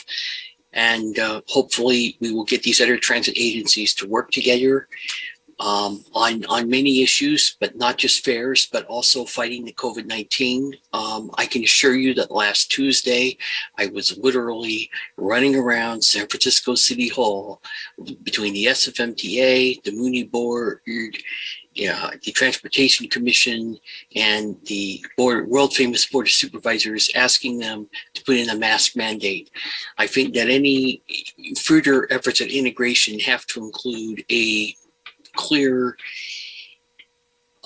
integration of security and protection. And as I spoke earlier, I also was deeply concerned about what I saw at the Civic Center station Tuesday night. So I appreciate Assemblymember Wicks's bill on housing. I hope you will support that. And finally, speaking of Wicks in the legislature, I'm from Washington State. My great state representative, Emily Wicks, has had House Bill 1329 pass, and that bill allows for remote testimony permanently. And I hope you will demand that the Brown Act be fixed so we have this in law. I appreciate the board allowing for remote testimony permanently, though. So thank you. I do, and I'll give you back the second half of my time so you can have a good meeting. Thank you. Thank you for your public comment, Joe. It looks like that's it for a public comment, Madam Secretary. Is that correct? We do have one additional hand raised. Oh, please go ahead. Sure. Harriet Richardson. Please go ahead. Yes, this is Harriet Richardson. I want to make a couple of comments on Senate Bill 1488. The first one is regarding the language about conflicts with existing audit and oversight offices. And I do agree with the language that the Senator's office has proposed for a change, but during discussions with the independent police auditor, I think we were not on the same page as far as what that language means and whether or not it restricts the IG from being able to do audits of the independent police auditor's office. And then on the language that is in your packet about what we agreed to regarding access to confidential records is not correct. So I did not agree to the proposal to remove the requirement for the IG to not have access if a law specifically refers to the IG not being allowed such access. I specifically told Bart staff that I disagreed with that proposed language to limit the IG's authority to gain access to confidential records that's protected under state statute, a specific district policy, or otherwise considered privileged, because we should not be prevented from accessing records based on a district policy. Such a restriction would allow the district to establish policies to deliberately prohibit the IG from having access to such specific records, which would circumvent the intent of the law. The most recent version of the legislation I was provided included some changes that the bill's author was proposing based on comments from both Bart staff and me, and it did retain the original language. And based on that, I did not have additional discussion with Bart on that specific language, but it remains as the author originally proposed it. And then as Amanda said, there are still 2 items remaining unresolved that we are continuing to meet with. And so we will continue to meet and hopefully get those issues resolved. Thank you. Thank you, Ms. Richardson. Do we have any additional public comment? Yes, we do, Director. Adina, please go ahead. Yes.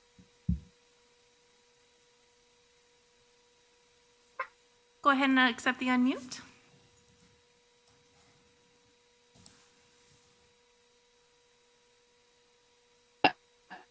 Adina Levin with Bay Area.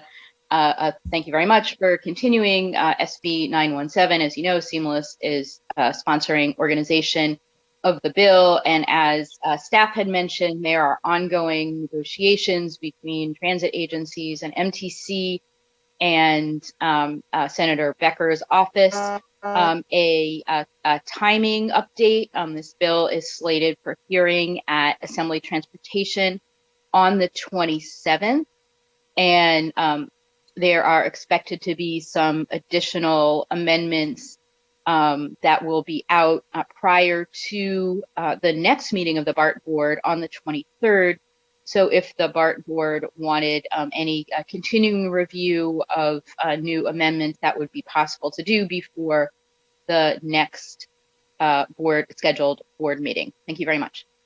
And thank you very much for the BART board's general and ongoing leadership on the topic of seamless transit. supporting a convenient, integrated, affordable public transportation system for transit riders to help increase transit ridership. Thank you. Thank you, Adina. Do we have any additional public comment? I don't see any additional hands raised. All right.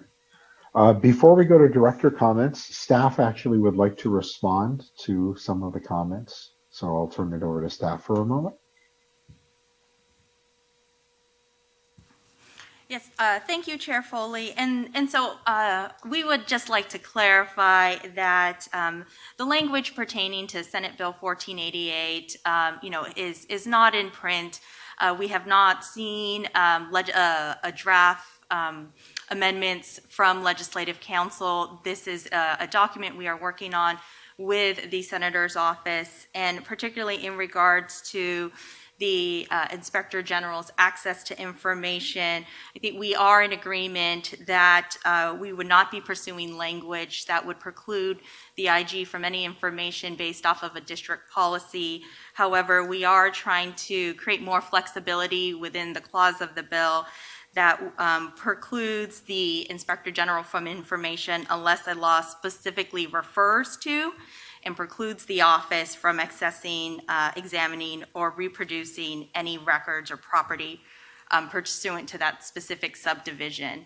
And so that is the language that the author, the Senator's office, has agreed to amendments offered by staff. And so that is what we allude to in our analysis. All right. Thank you, Ms. Cruz. So with that, let me turn it over to director's comments. I have directors Rayburn, Ames, Rayburn, Ames, President Saltzman, and then Director Simon. Thank you, Chair Foley. I'm in incredible support of the Seamless Bill 917. And in the bullet list of concerns, the only concern I have is retaining fiduciary responsibility as a board, as we've heard from public commenters. And I feel that almost every other element is resolvable. And of course, the Bart board has been seen as a leader in pushing for the seamless Bay Area, and it's has incredible public support. So let's really push this through and make sure that we're able to achieve the financial component that will make it all workable. I'm in support of the firearms, AB 1621, as well as the housing bill, AB 2011. I want to bring up one other bill that I've asked Amanda to monitor and possibly take an opposed position. It's Assembly Bill, 371. The title of the bill is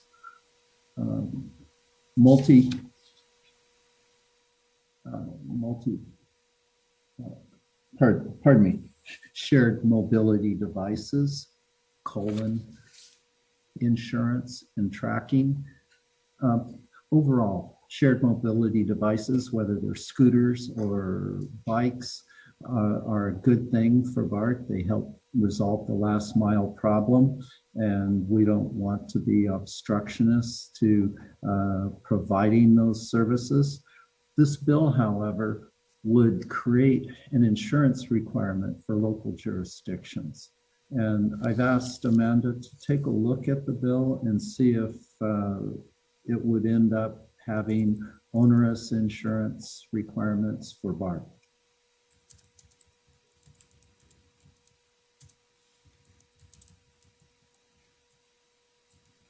Staff, do you have a response for Director Rayburn? Yes, Director Rayburn, we will be discussing that with BART staff internally and provide you with an update and see if it is necessitated to bring forward to the board in a future meeting. Well, I don't believe we would have, well, I think we could have an opportunity to weigh in before additional decisions are made on the bill, but it seems that action early is always better to help reshape something that's going in the wrong direction. So I really encourage that we take a look at others that have already weighed in and have filed opposition to the bill. And in most cases, I see a lot of allies in that list.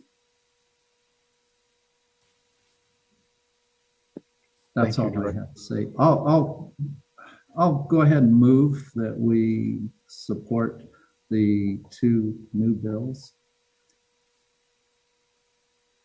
Thank you. Is there a second? If not, I will. Thank you. Moved and properly seconded. So let's turn it to Director Ames, then President Saltzman, then Director Simon.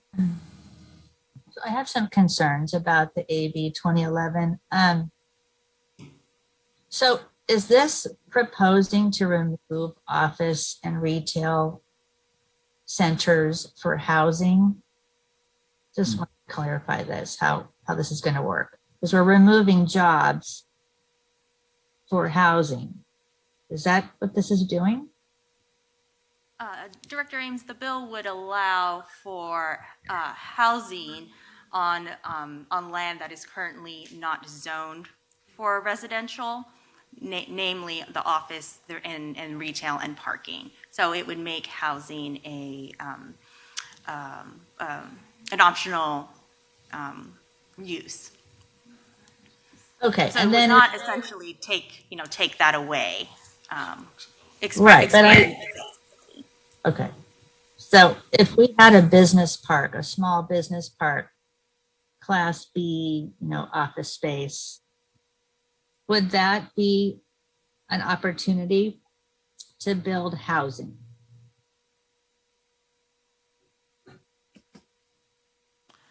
It would, any development would still have to meet certain site criteria, and so without knowing, I think the specifics of a business park as you refer to, if this bill would do exactly that.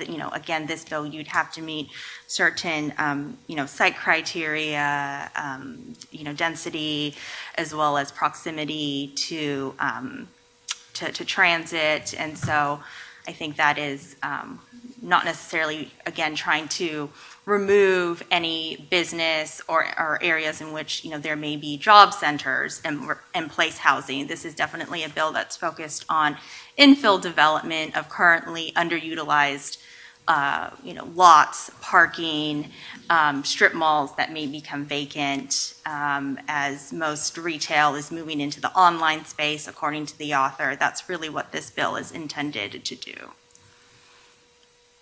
Okay, I just have a problem with this. I know that we have a job housing imbalance. So I can see this working in Santa Clara County, where they've got a lot of office building in San Francisco. There are some cities on the East Bay, like Oakland, are building, a lot of, there's an opportunity for work and live in that city. But in the suburbs, this is a problem if we're thinking about repurposing maybe, Class B office complex into housing. And so this is worsening the job housing balance. So I don't see any language in that. And then also I don't see any language about the missing middle, which is our teachers, for example. This is the workforce housing. So do we have a definition of the affordable housing?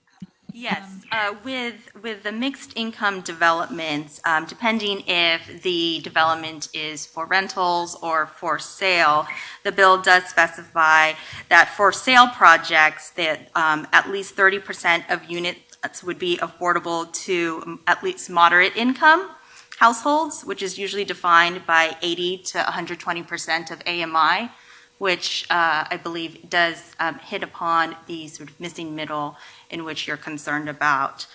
And so if that minimum of 30% of units be available to moderate income, this could result in a substantial increase in home ownership opportunities for that demographic. Okay, well, that's good. I'm just concerned about not addressing the job housing imbalance. And I can see like a Safeway shopping center that would it would look like a giant strip mall, and I could see that getting repurposed and putting housing in these vast parking lots. But so this bill doesn't talk about replacing the retail or the job centers. Is that correct? Correct. Okay, I can't support this. I could, put it on a watch list, but I cannot support this bill as the way it's written. I think it's, unfortunately, I think it's it's getting to the right track, but it's focusing on, people taking transit, but then they're not looking at the job housing imbalance. There's a lot of cities, big cities, that this would apply towards, but not the suburbs. I think my city in Union City, our general fund is about $80 million and the cost of city services is exceeding our revenues. So adding housing is going to worsen our fiscal situation. So I'd like to put this on the watch, and I don't know how you want to handle this, but this is the bill that I can't really support at this point. So do you want to make a motion? Because I don't support your position and I'm not sure you have a second. You might, but I think that would resolve it. Okay, is there a motion to support just putting this on the watch list, the AB 2011? So that is your motion. Is there a second to that substitute motion? Going once? No, it looks as though there is not a second to that at this time. So if I want to support the AB 160, what is it, 1621, and do a watch on this AB 2011, can I just do it that way? No, because your motion failed. In other words, your substitute motion. But aren't we was not. bifurcating the vote anyway? So can't you vote on one and not the other? Yes, we can bifurcate. Okay, thank you. 2021 and 2011. Yeah, we can take three. Okay, that would fair enough. Thank you. Fine. Okay, fine. Let's turn it over to President Saltzman, and then if Director Simon still wishes to speak, and then Director McPartland. Thank you. I support the bills being offered. On SB 917, with the amendments coming through in a few days, it's unfortunate that we don't have kind of a regular BART board meeting later this month. And I just wanted to make a suggestion and see if it's possible. If the amendments address everything that we're looking for, what I would like to do, although again, I'd look to April and Bob to see if we can technically do this. Is it possible to have a vote at Del Norte Station if we keep the discussion very brief? But if staff agrees that they've made the amendments we want, and if Chair Foley and I think they look right too, can we bring them to the board and the board is okay with just very quick or no discussion, and we could have a vote if we wanted to change our position to support? So can we do that? Yes, Director or President Saltzman, Bob Powers, BART General Manager. I think we can facilitate that. We'll make sure that it gets noticed on the agenda correctly and the mechanics are all there. And then you and I would just have to work together about brevity and, getting to the point. Yeah, so maybe if staff could, start an email thread with Chair Foley and I after the amendments come out so we can figure out how to proceed. I saw a lot of board members nodding their heads too, so I think this is how we want to go on it. Copy that. And then further, I would just ask staff to continue to meet with the Inspector General and continue to work on the amendments on that bill. And just, we'll see the amendments when they come out. So maybe it'll answer some of these questions where folks had different understandings. But I appreciate that there has been so much progress so far, though we haven't seen the amendments in print, and just want to continue that work. Thank you. Director Simon, did you wish to speak, or should I turn it over to Director McPartland? No, it's more of a procedural question that I can take offline. Okay, thank you. Director McPartland. got to find the microphone button. 1488. You're proposing amended in what way? Quick review. Yes, Director McPartlin, the outstanding amendments that we have outlined in your packet relate to agreement or compromise onto a appropriate threshold for removal for the Inspector General. As the bill currently is written, it would require a 2/3 vote of the board and a finding that the IG has violated a federal, state, local ordinance, ethics policy. The way it currently is in statute, that is an or provision, so a 2/3 vote or a finding. And so staff and the OIG and the author's office had looked to perhaps providing guardrails around, removal for good cause if the or provision is to be maintained, and is really looking to how to prevent the IG now or in the future being removed for simply conducting the work of their office. And the second provision that we are continuing to discuss is how the rights of employees are to be recognized, particularly those that are provided to employees under their collective bargaining agreements in any investigations conducted by the office. Okay.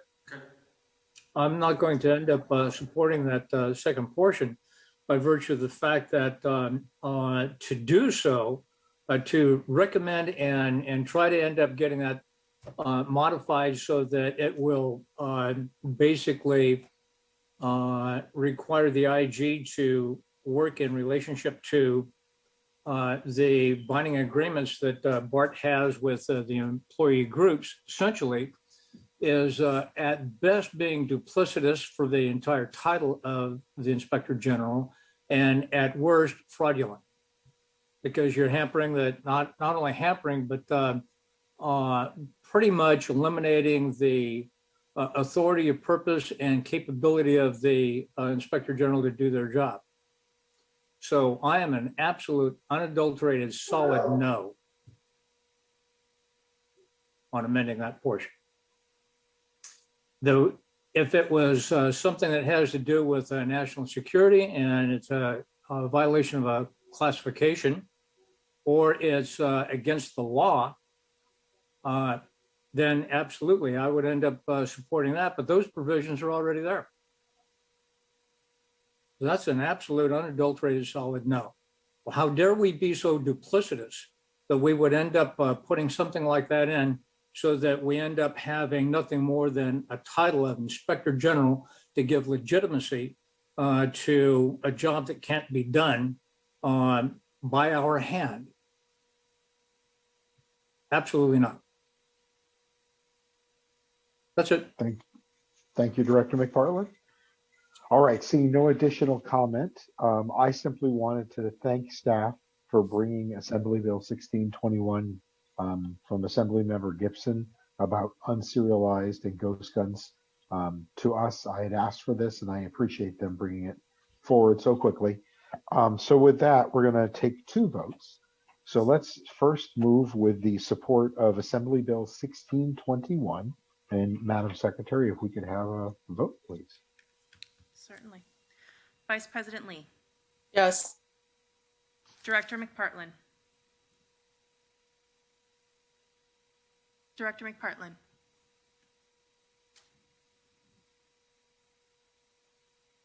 Director Rayburn. Yay. Director Simon. Yes. Director Allen. Director Ames. Oh, yes. Director Dufty. Yes. Director Foley. Aye. Director McPartlin, are you abstaining from this vote? I think he lost his internet. He's trying to call me at the moment. Oh, okay. President Let me Saltzman? see. Yes. Oh, okay, I can come back. Hey, John. Hi. All right. Well, let me put you on speaker so you can record your vote on the ghost guns. All right. Hang on. All right, Director McPartland? Yes. All right. What is your vote on Assembly Bill 1621? 1621, I'm in favor. Yes, thank you. All right, so the secretary has gotten that, and if you can reconnect, we'll see you soon. Thank you. Thank you. Working on it. All right, so Director McPartland is, thank you, Madam Secretary. Director McPartland is trying to reconnect, and we got his vote of support. So let's turn to the motion to support Assembly Bill 2011, and this is Wick's bill regarding housing. Madam Secretary. Vice President Lee? Yes. Director McPartland? Don't see him yet. Okay. Director Rayburn? Yay. Director Simon? Yes. Director Allen? Director Ames? No. Director Dufty? Yes. Director Foley? Aye. We'll check for Director McPartland. And I should have kept him on my phone. Don't see Director McPartland. So President Saltzman? Yes. Okay. Thank you. Motion carries with Director Ames voting no. All right, thank you very much. All right, so at this moment, we are going to take up our last bill, which is actually, let's see, what do we have here? My apologies, because of course I didn't write it down. Let me jump around. Apologies. It's Senate Bill 1161. Chair. Thank you. All right, so before we take up discussion, debate, and to vote on 1161, Director Lee is recusing herself from this, so she'll be leaving the meeting. So once she is off, we can continue with that. Staff, please go ahead with your presentation. Okay, thank you. And we do have one slide on this bill.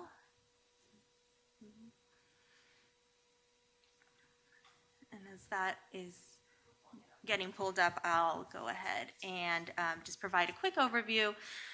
Senate Bill 1161 by Senator Min would require 10 transit agencies within the state, identified as those with the highest unlinked passenger trips in 2019, to collect survey data for the purpose of developing a plan to reduce street harassment experienced by transit riders and inform future planning and operations at each in order to inform future planning and operations at each agency.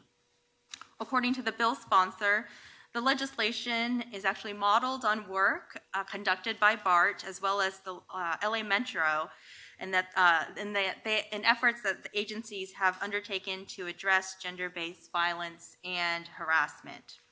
At Bart, this includes the launch of the Not One More Girl campaign in April 2021 and the work of Bart's Progressive Policing Bureau. So based off staff's assessment of the bill, the district's ongoing activities in these two areas would mean that BART is meeting the agency's requirements of enacting a plan to address street harassment.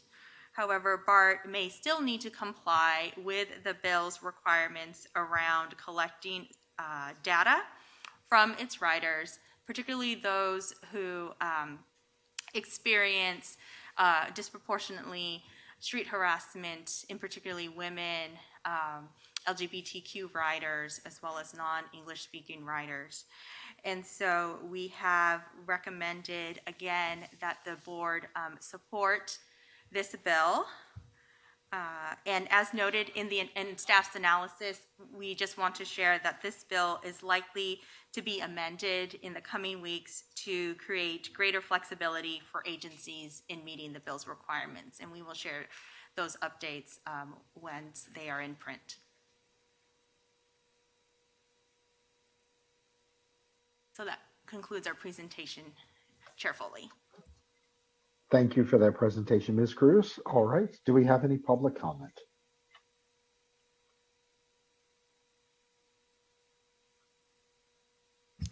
Yes, we do. We have Alita Dupree. Alita, please go ahead. Thank you again. Chair Mark Foley and members, Alita Dupree for the record, she and her. I think it's reasonable to support, though I admit that there's much that I don't understand. I've never heard the term street harassment. When I often think of harassment, I think about harassment at transit stops, on platforms and stairways and elevators, and on trains and on the bus.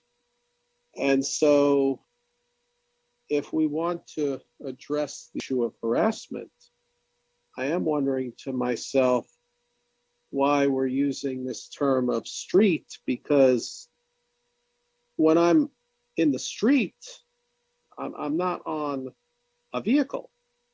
I'm crossing the street. We shouldn't be walking in the street. But once I'm on the vehicle, I'm not in the street. I'm on the vehicle. I don't know what kind of data collection we'll get.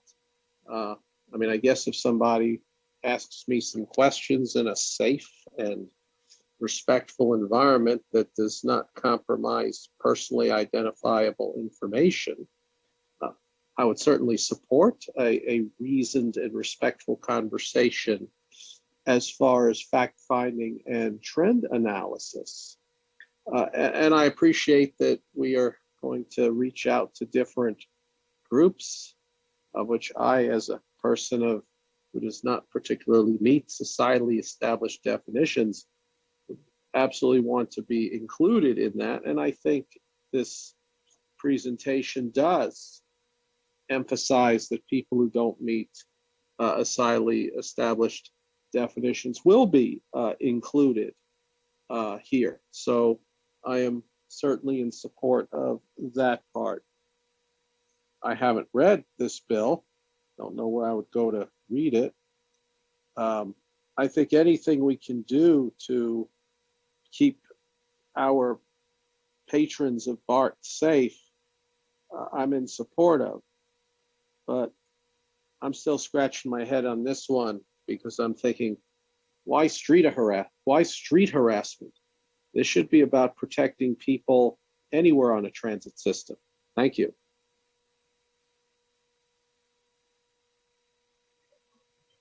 Thank you, Ms. Dupree. Do we have any additional public comment? I don't see any additional hands raised at this time, Director Foley. All right, let's turn to President Saltzman. Thank you. First, could staff just address Alita's comments? Because I think it's more about terminology, but could you address that? Yes, President Saltzman. And so I will, just take verbatim from what the bill, how they define street harassment. And I will say that the bill is definitely focused on street harassment as defined here, and I'll read it, on transit and the experience of transit riders, either while on vehicles, within transit stations, at transit stops, and that is the focus of this bill 100%. The bill defines street harassment as words, gestures, or actions directed at a specific person in a public place without the consent of that person because of characteristics listed or defined within the government code, and that the person experiences either as intimidating, alarming, terrorizing, or threatening to their safety. Thank you. So it is within within a public space. The definition does not particularly say transit. I do recognize it uses the word street, which may be confusing. But that is the terminology utilized by the author and the sponsors. Thank you. So I think this is a very important issue to address. It's one we're addressing in other ways, and I'd like to move approval. Is there a second? I'll second it. Second. Okay, Director Dufty has seconded the motion. It's been moved and properly seconded. Seeing no additional comment, let's go to the vote. Vice President Lee. Oh, excuse me. Is recused. Yes, excuse me. Director McPartlin. Director Rayburn. Yay. Director Simon, Yes. Director Allen, Director Ames, Yes. Director Duffy, Yes. Director Foley, Aye. President Saltzman. Yes. Thank you. Motion carries unanimously. Thank you. And I believe that concludes our first item of the PPAL committee. So I urge my colleagues, if we can move along a little more efficiently with the remaining three, that would be greatly appreciated. And if, Madam Secretary, if you can have Director Lee rejoin us. And with that, we will go to our next item. And this is actually a follow-up to a presentation we've previously received on the Ashby and North Berkeley BART Station transit-oriented development, and we are being asked to authorize this. So with that, I will turn it over to staff. Thank you, Chair Foley. I'll hand it off to Shannon Dodge and Abby Thorne-Lyman. And thank you, Chair Foley, for reminding the board that this was presented at the previous board meeting, as well as it had extensive exposure and deliberation at the Berkeley City Council meeting recently. So we're looking forward to the board taking an action. And with that, I'll hand it to Shannon Dodge.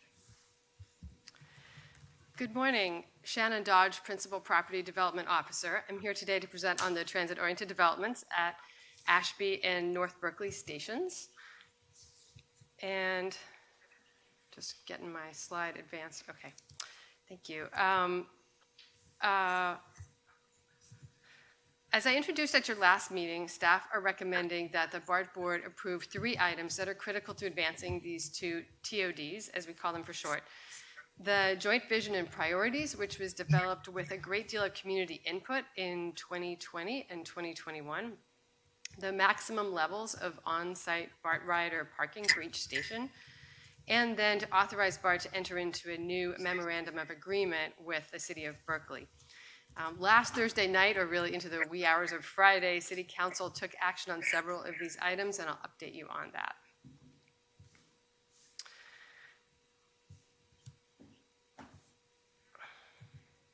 I'm happy to report that Berkeley City Council did approve the City BART Joint Vision and Priorities last week on a unanimous vote. After consulting with BART staff, City Council did incorporate a few revisions that were mutually acceptable.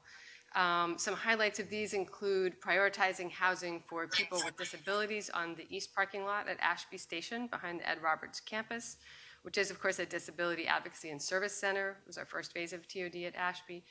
And they also added that we will anticipate including housing appropriate for multi-generational families at these sites, as well as a few other clarifications. The second of the 3 actions proposed for this morning is to set the maximum BART rider parking recommended for each station. The proposed upper limits of 85 spaces at Ashby and 200 spaces at North Berkeley are based on analysis that you heard about at your last meeting.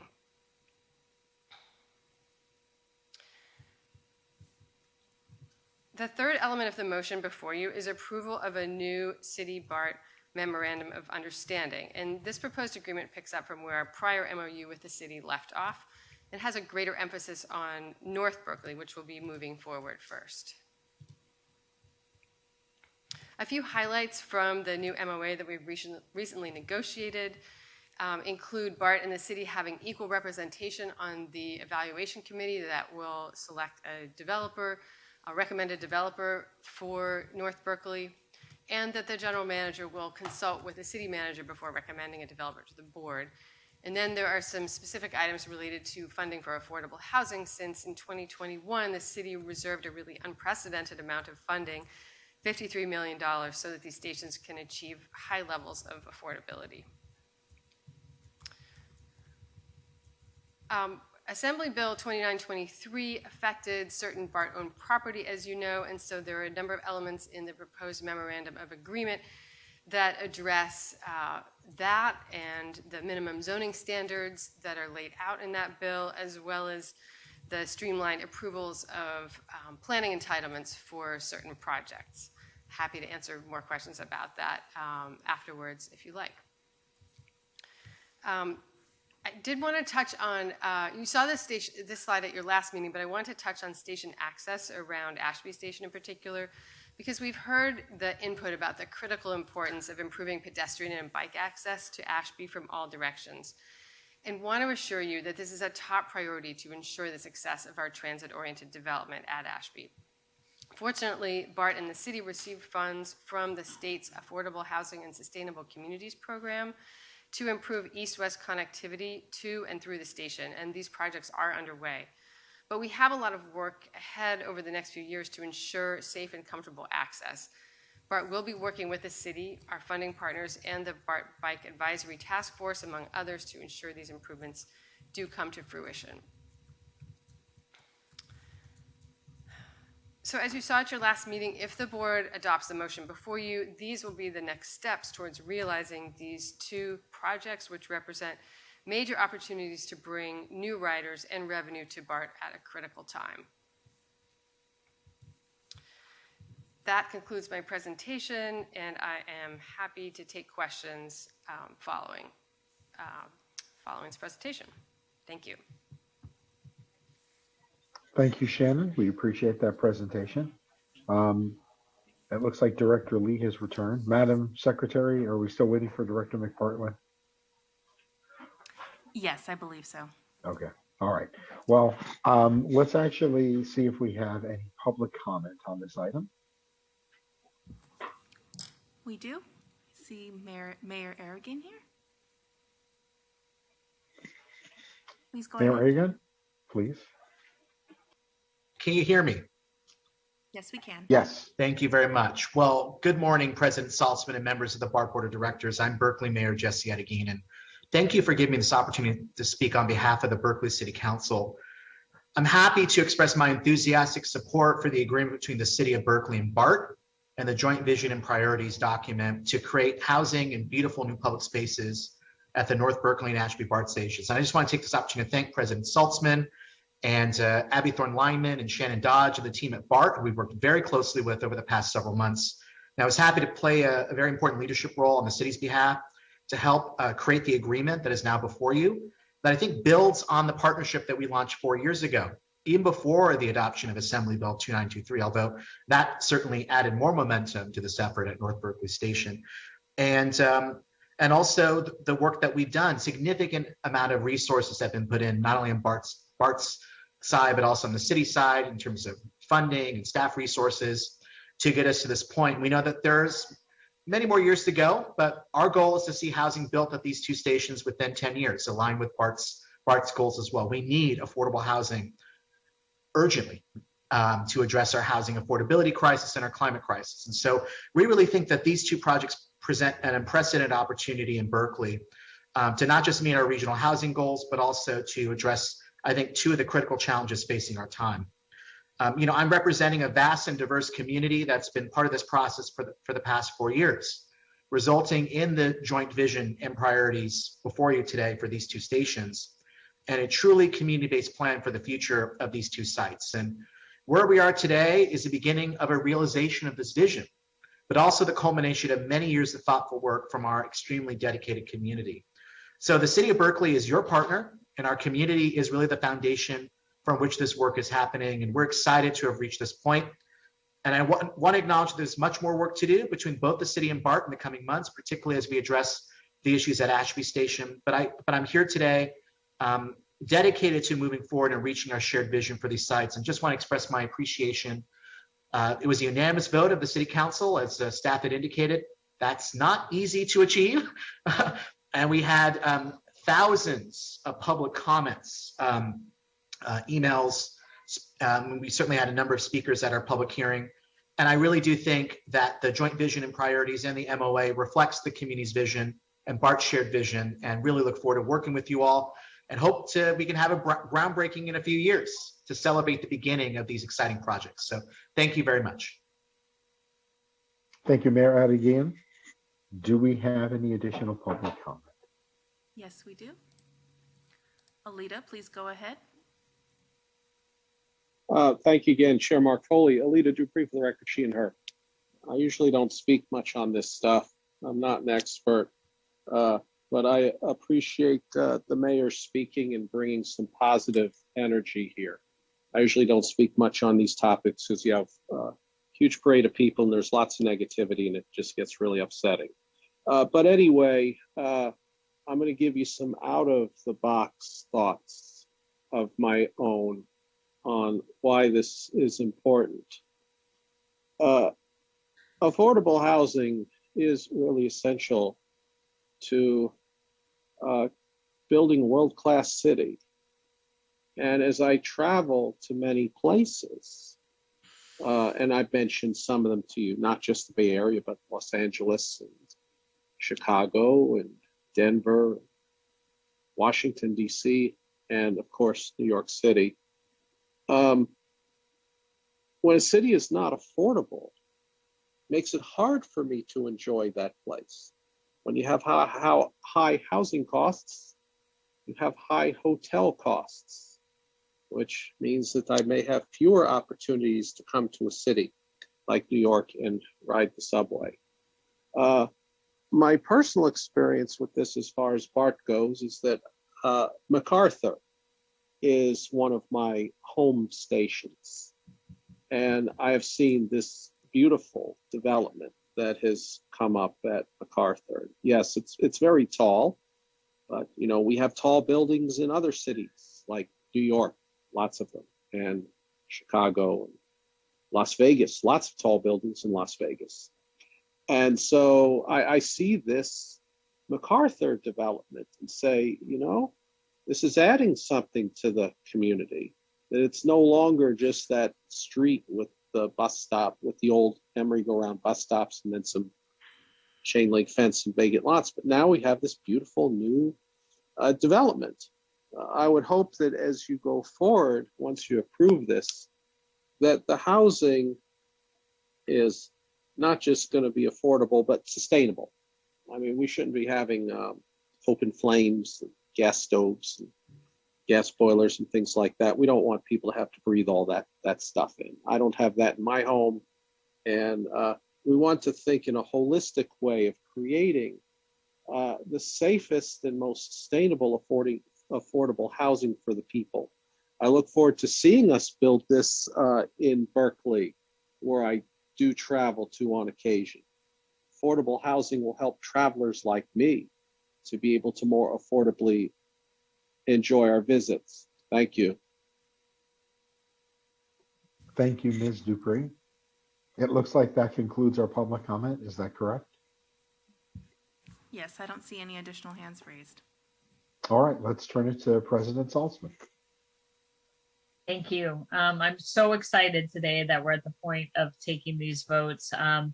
And I first want to thank our staff. They have put so many hours of work into this. Just the meetings I've been in with them have probably totaled 100 hours, and I know they've been in many more and done lots of work to prepare for those. So they've just done some fantastic work. They did so much good work that we were able to get a unanimous vote at the Berkeley City Council, which, as Mayor Arreguín said, was not that easy to get. And I also want to thank the mayor for the tremendous amount of work he's done to bring his city together to, you know, get to unanimous support for these projects. And I'd like to thank Director Simon for all the work she's done in the Ashby area. I've been focused on North Berkeley, which is in my district, but, you know, working on both. And I know she's had countless meetings with the community there and with the flea market. And so this has really been a big group effort, I think, as these projects often are. But I just wanted to reflect, you know, when then Council Member Linda Mayo contacted me back in 2017, just shooting over an email saying, yeah, I'd like to meet with you and Mayor Arreguín, and I want to start talking about, you know, maybe doing some housing development at North Berkeley. At that time, it really felt like a dream, and it would take a long time and a lot of work to make it happen, and it did. But now it's not a dream, it's real. And so I think, you know, a lot of people at that time were skeptical. The supporters were skeptical that we could ever get support to have housing there. And then there were lots of people skeptical about the project. And I know I spent a lot of 2018 in big meetings with hundreds of people, but also in meetings in people's living rooms with, 5, 10, 20 people on all sides of the project. So it's been kind of an amazing process. I'm glad we're here. I think both of these projects can be really transformative for Berkeley. Berkeley really needs housing at all levels and affordable housing, and I'm deeply grateful that the city has committed $53 million to these projects for affordable housing. That will make it so much easier to get these buildings off the ground, especially the affordable components, because we'll be so much more competitive for state funding, other funding.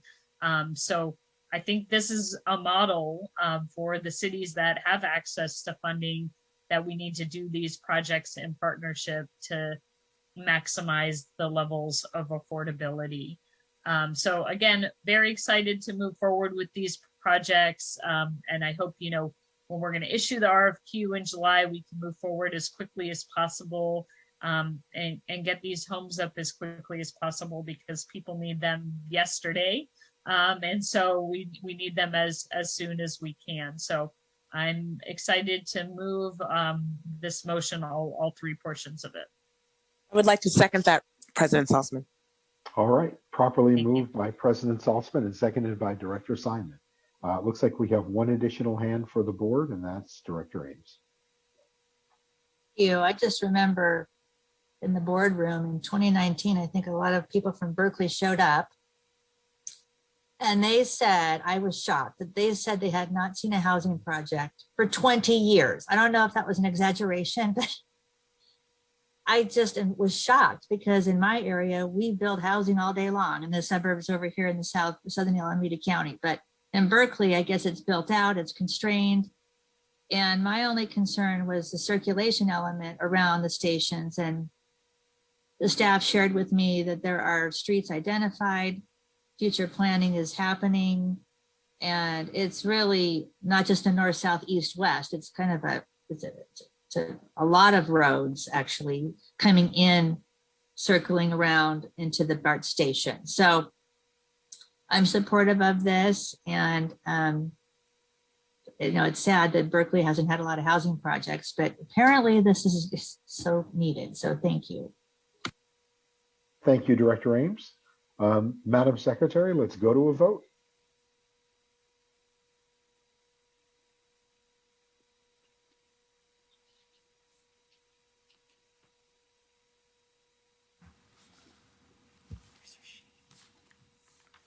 Director Lee?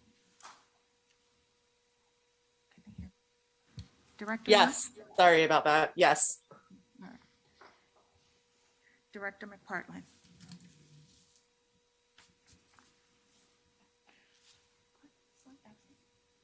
Yeah, I knocked out. Director Rayburn? A resounding yay. Director Simon? Yes. President Salzman? Yes. Director Allen? Absent. Director Ames? Yes. Director Duffy?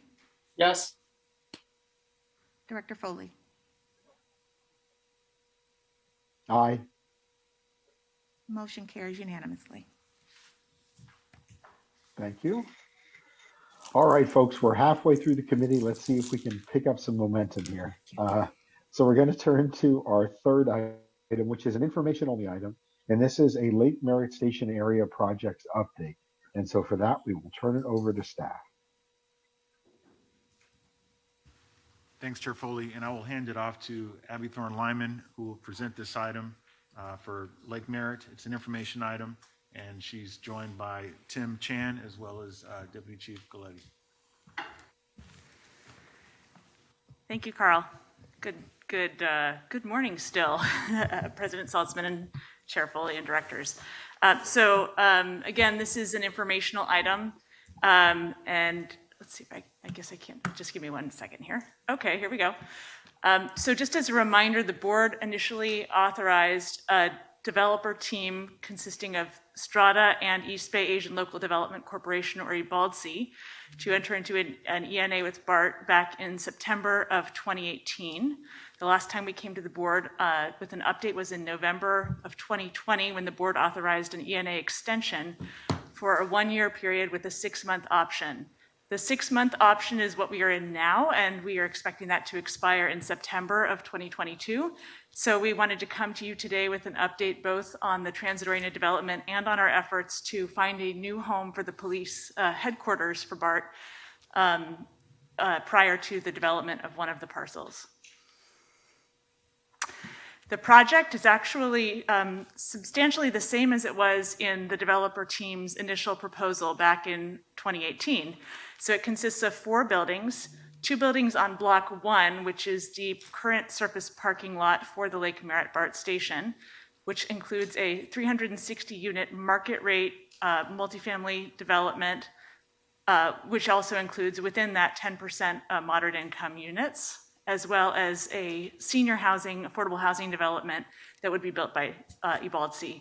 The second block, Block 2, is where the 108th Street, the Metro Center building is, which houses the BART Police Headquarters as well as a number of BART operations currently, would consist of a 500,000 square foot office building built by Strata, as well as a 100-unit multifamily affordable project built by EBALDC. As you can see in the blue, the tracks and the station box for the Lake Merritt station run underground, and the 4 BART logos signify the station entrances, which will be unaffected by the final development. The development will be on either side of the trackway. It will not be over the top of the trackway. Between the two buildings, there will be a paseo that the developer will own and will lease and maintain. I'll turn it to Tim to talk a little bit about some of the grants we've secured. Great. Thank you, Abby. Good morning, directors. The funding puzzle is a critical component to successful delivery of all aspects of the Lake Merritt TOD project that will ultimately transform the station area. To date, we've secured over $24 million in ASIC funding for affordable housing, BART rail cars, next generation fare gates, and off-site access improvements. However, there is much more to be done. All parties are collaborating to apply for funding that includes the grant opportunities listed on this slide. Please note the 2 TERSIP and ACTC CIP grants that are being led by BART. Successful awards will allow various aspects of the project to advance, including affordable housing, the paseo, the BART uninterrupted power supply relocation, TOD Block B, and the suite of access improvements that is in the previous slide that you've seen.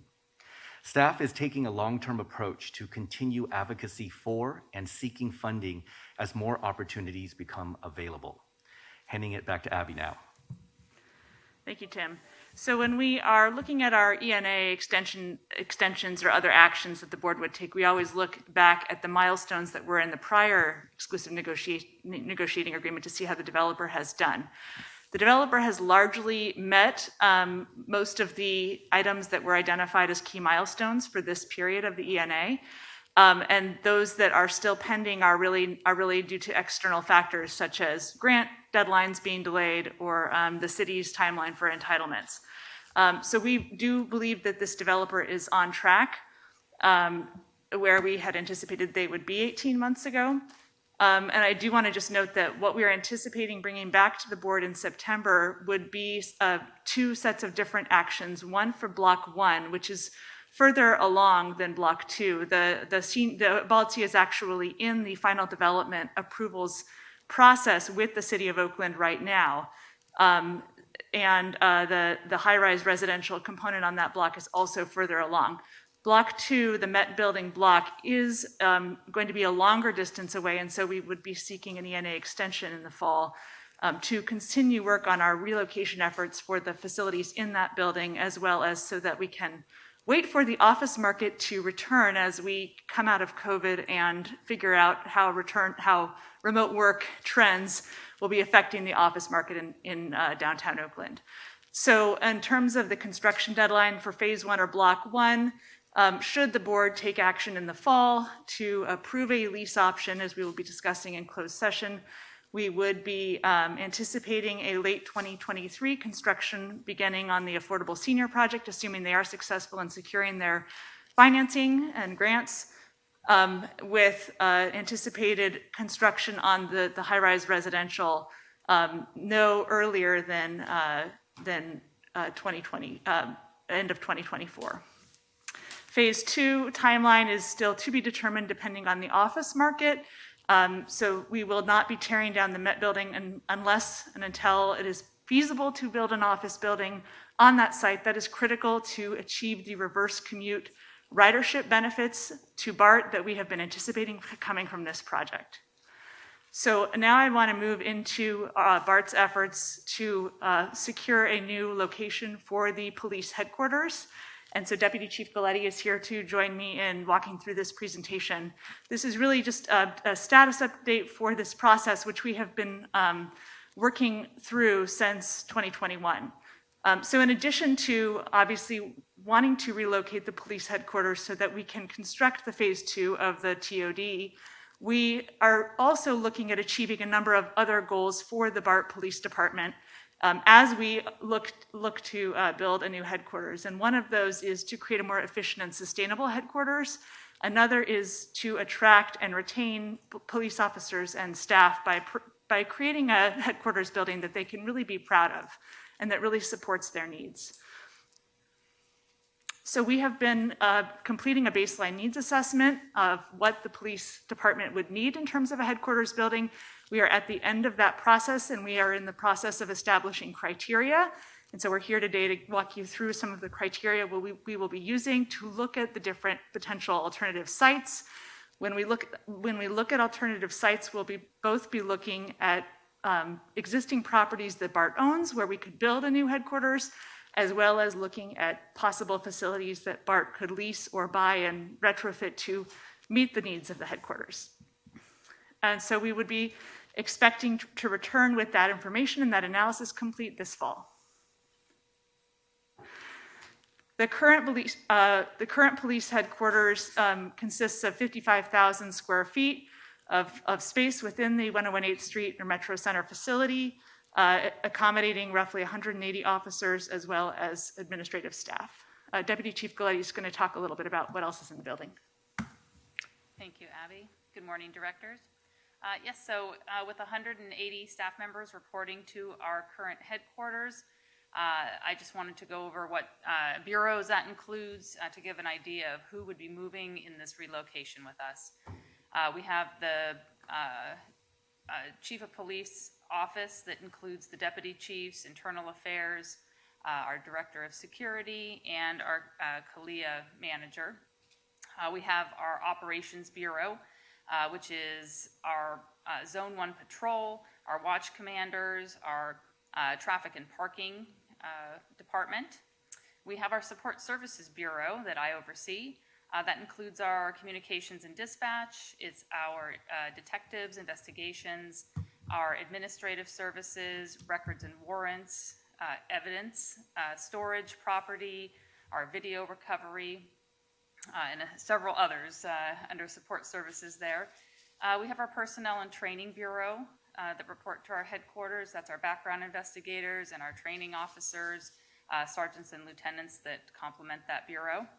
And then, of course, we have the Progressive Policing and Community Engagement Bureau, which includes our SET teams, our CIS and officers that work there, our ambassadors, our COPS, CSOs, and they also report to our headquarters. I did want to briefly mention that our Zone 1 Patrol has historically been a part of our headquarters in Oakland. And the Zone 1 Patrol are the patrol officers that work from Rockbridge down to Coliseum. They work in the core of Oakland, and again, historically have been a part of our current headquarters. But in searching for the appropriate and best location for our relocated headquarters, we have discussed the possibility of separating from Zone 1 Patrol and how that would look. That consists of about 25 officers and CSOs and 4 sergeants and a lieutenant. So we did want to put that up there and present that that is a possibility that we're looking at. Back to you, Abby. Thanks, Deputy Chief. So there are 4 sets of search criteria, and I'll walk through 3 of them in full and then show you the entire set of criteria that we have identified.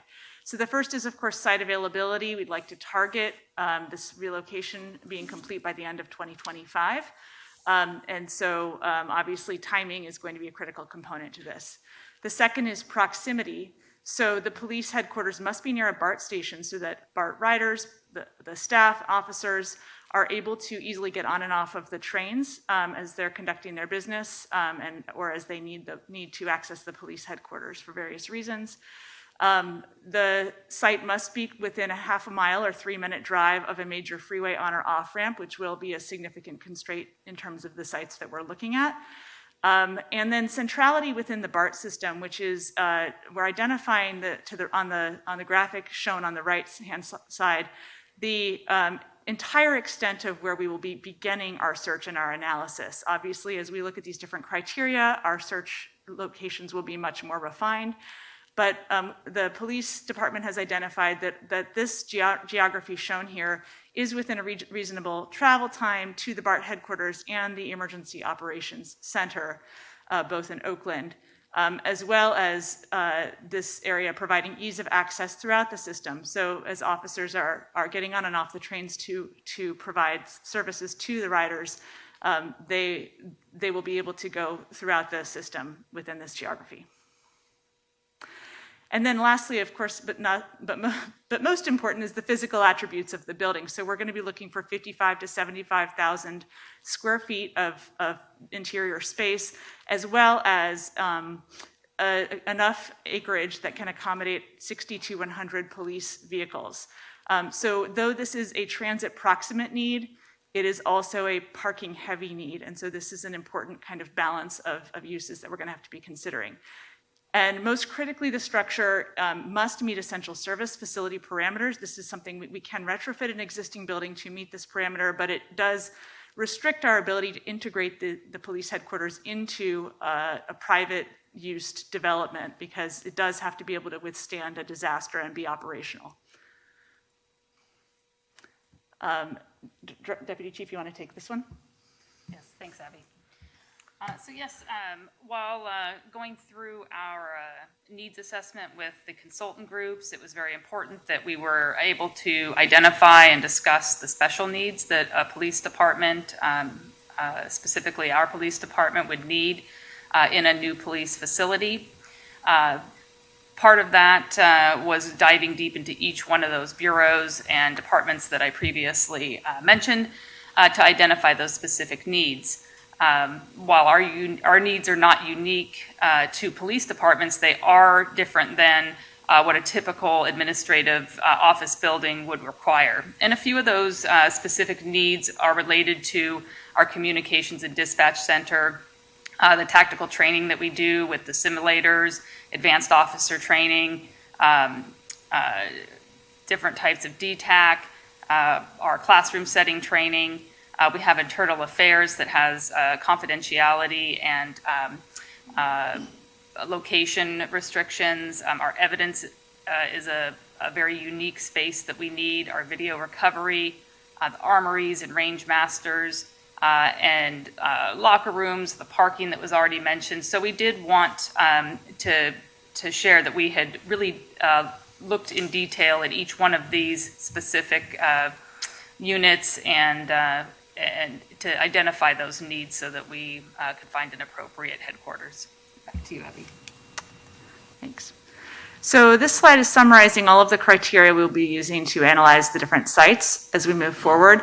I did just want to mention as well that a couple of things that we haven't talked about yet, including CALIA accreditation, obviously very critical to the police department, as well as community support and partnership, contemplating the communities that will be affected by the police headquarters.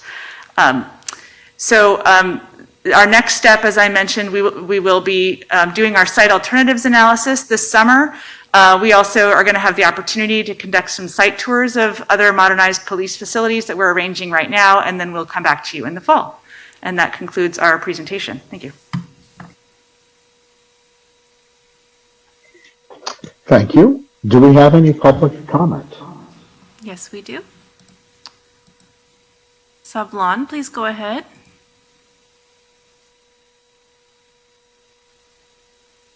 Go ahead and accept the unmute.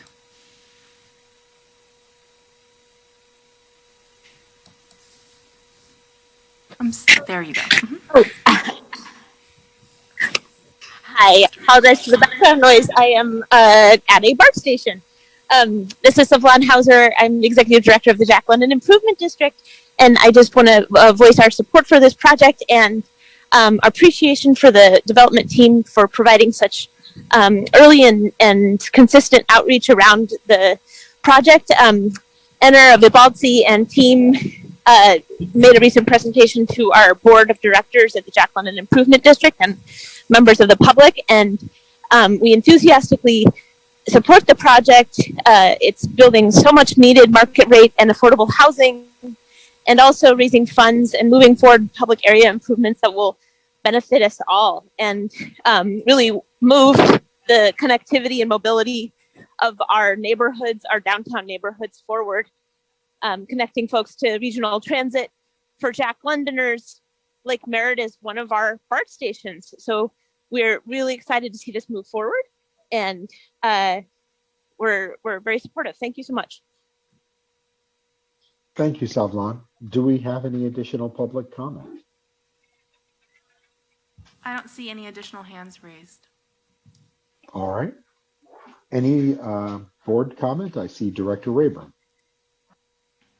Thank you, Chair Foley. I'll be brief. I want to thank Savlon for your support.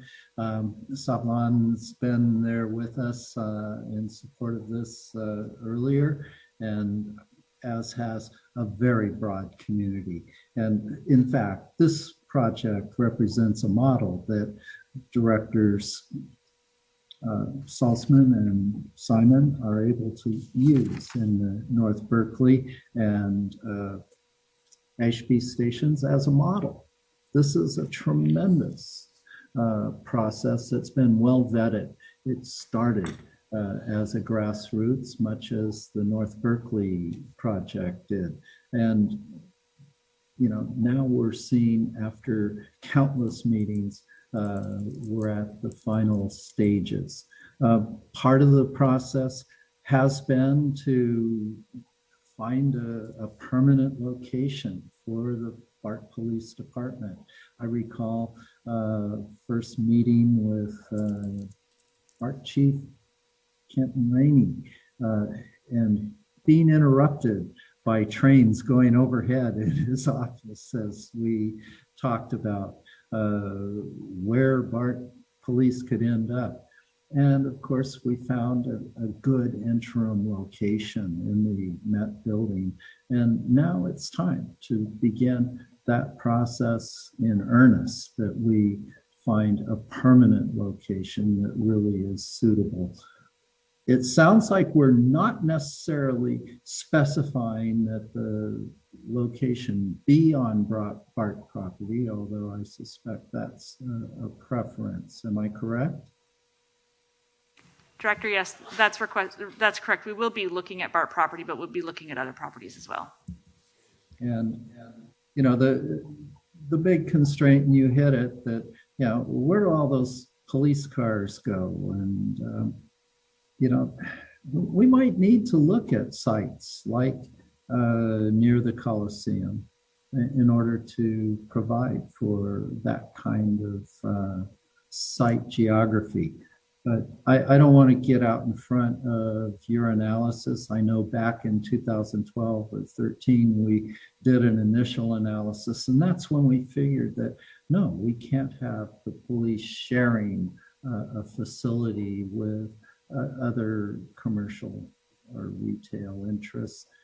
So I think this is a good process, and I appreciate staff and the police department working. And you know, I promise I'll be there to help move this forward in a way that's beneficial to all.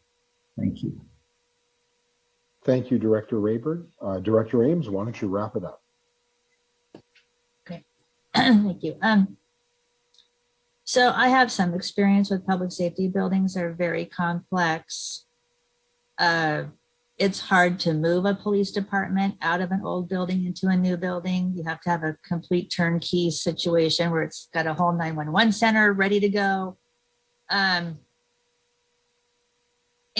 the location of the public safety building or police building is important also, because if there's a major catastrophe, you want the general manager, you want, the higher levels of staff to go into the emergency operating center.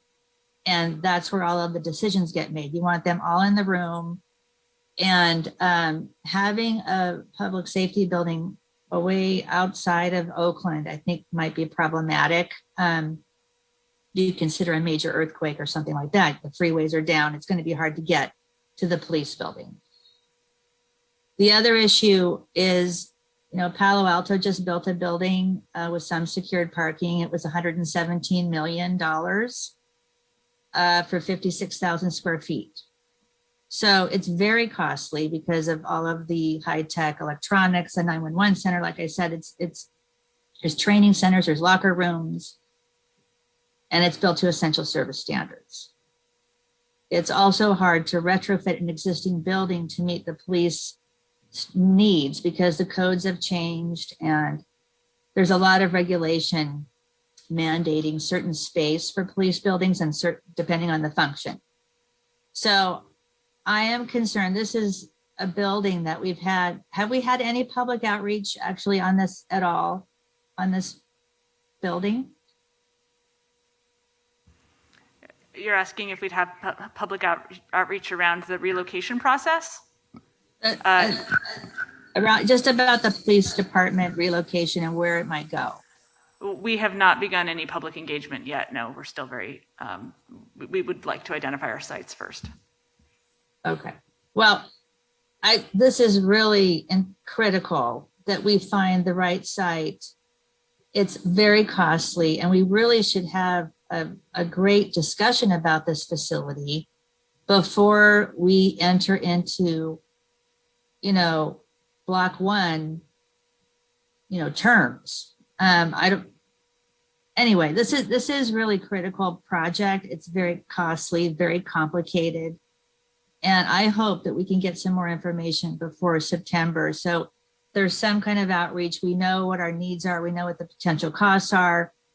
And that way we would have an informed decision in September. So I look forward to this, but it's probably it's like building a hospital. It's a very complicated project. So I'm hopeful that we're going to get more information before September and look forward to working with the developer on this. I have seen proposals where developers build public safety buildings as part of the terms of a development. And maybe that's another consideration because we need a funding strategy. So exciting project, but more work to do as usual. Okay, thank you. Thank you, Director Ames. I appreciate the cautionary wisdom. I much appreciate it. All right, with that, we will turn it to our last agenda item, which is celebrating Bart's golden anniversary. We have our 50th anniversary this year, and so staff's going to give us an update about how we plan on celebrating half a century of Bart in the Bay Area. And with that, I will turn it over to staff. Thank you, Chair Foley. And we're excited about this presentation. I will be handing it off to Rod Lee, as well as he'll be joined by Alicia Trost and Abby Thorne-Lyman. Thanks, Carl. Good afternoon, directors and Chairperson Foley. This year, as you well know, is a major milestone for Bart and for the Bay Area. On September 11th, 1972, Bart began revenue service, making this year our 50th anniversary. So as Carl mentioned, Alicia, myself, and Abby are going to present some information to you. You received a very comprehensive slide deck that has information there in regards to all the activities that we have planned. We will just highlight some of those activities as we go through this deck now with you. So first off, earlier this year, we formed a 50th anniversary committee. And as you can see here, it's a very comprehensive list of departments throughout the district that were engaged in this process. And I really want to commend and thank our labor unions for also being involved in helping us strategize and come up with a lot of activities that are fun-filled and exciting and engaging, not only for the public, but also for our BART employees. So this will occur throughout the summer into the end of this year. So now I'll pass it to Alicia, and she'll go through and talk about some of the communications that we're doing both on the internal and external side. Hi, good morning. Hopefully you've seen some of the content that we've already started to produce, some really fun storytelling about our first day of service, and we have a lot more planned. So all of these stories are going on our website, and we're pushing them out in social media, and we have launched our bart.gov/50 years. But please know there's something so much more exciting in the works.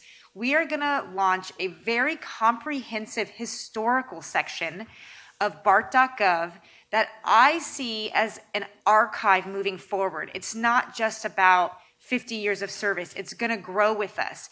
And I'm going to be posting historical documents. Think copies of press releases from the early 1970s. And all of this great content that we've scanned over the years. And then storyboards that kind of look like Pinterest, where we've got all these wonderful photos and videos that we have unearthed from our archives, and it'll all be accessible on our website. So that will launch August 15th.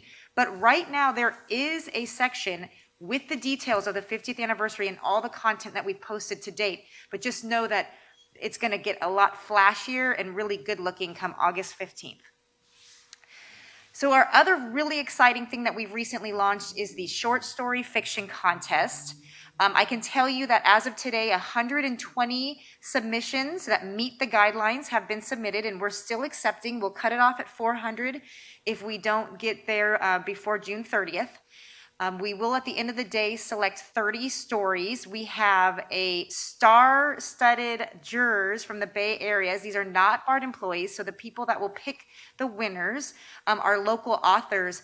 I have heard through the grapevine that several BART employees have also submitted entries, so that excites me. We'll announce the finalists September 5th, and then those stories will be loaded in time for our birthday. They're going to be loaded on September 12th so that people from the Bay Area and those that won, they can bring their families to the stations and actually start getting their stories out of the dispensers to celebrate our birthday. And just some bragging points. We have gone national with this story. We made City Lab, and just this morning, NPR's Morning Edition. So very exciting.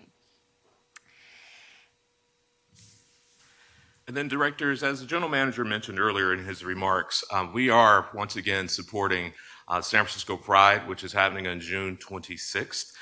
50 years proud, 50 years BART is our theme for this year. We anticipate we're going to have a lot of BART employees, as you can see here in this photo, as well as directors that are out supporting the parade this year.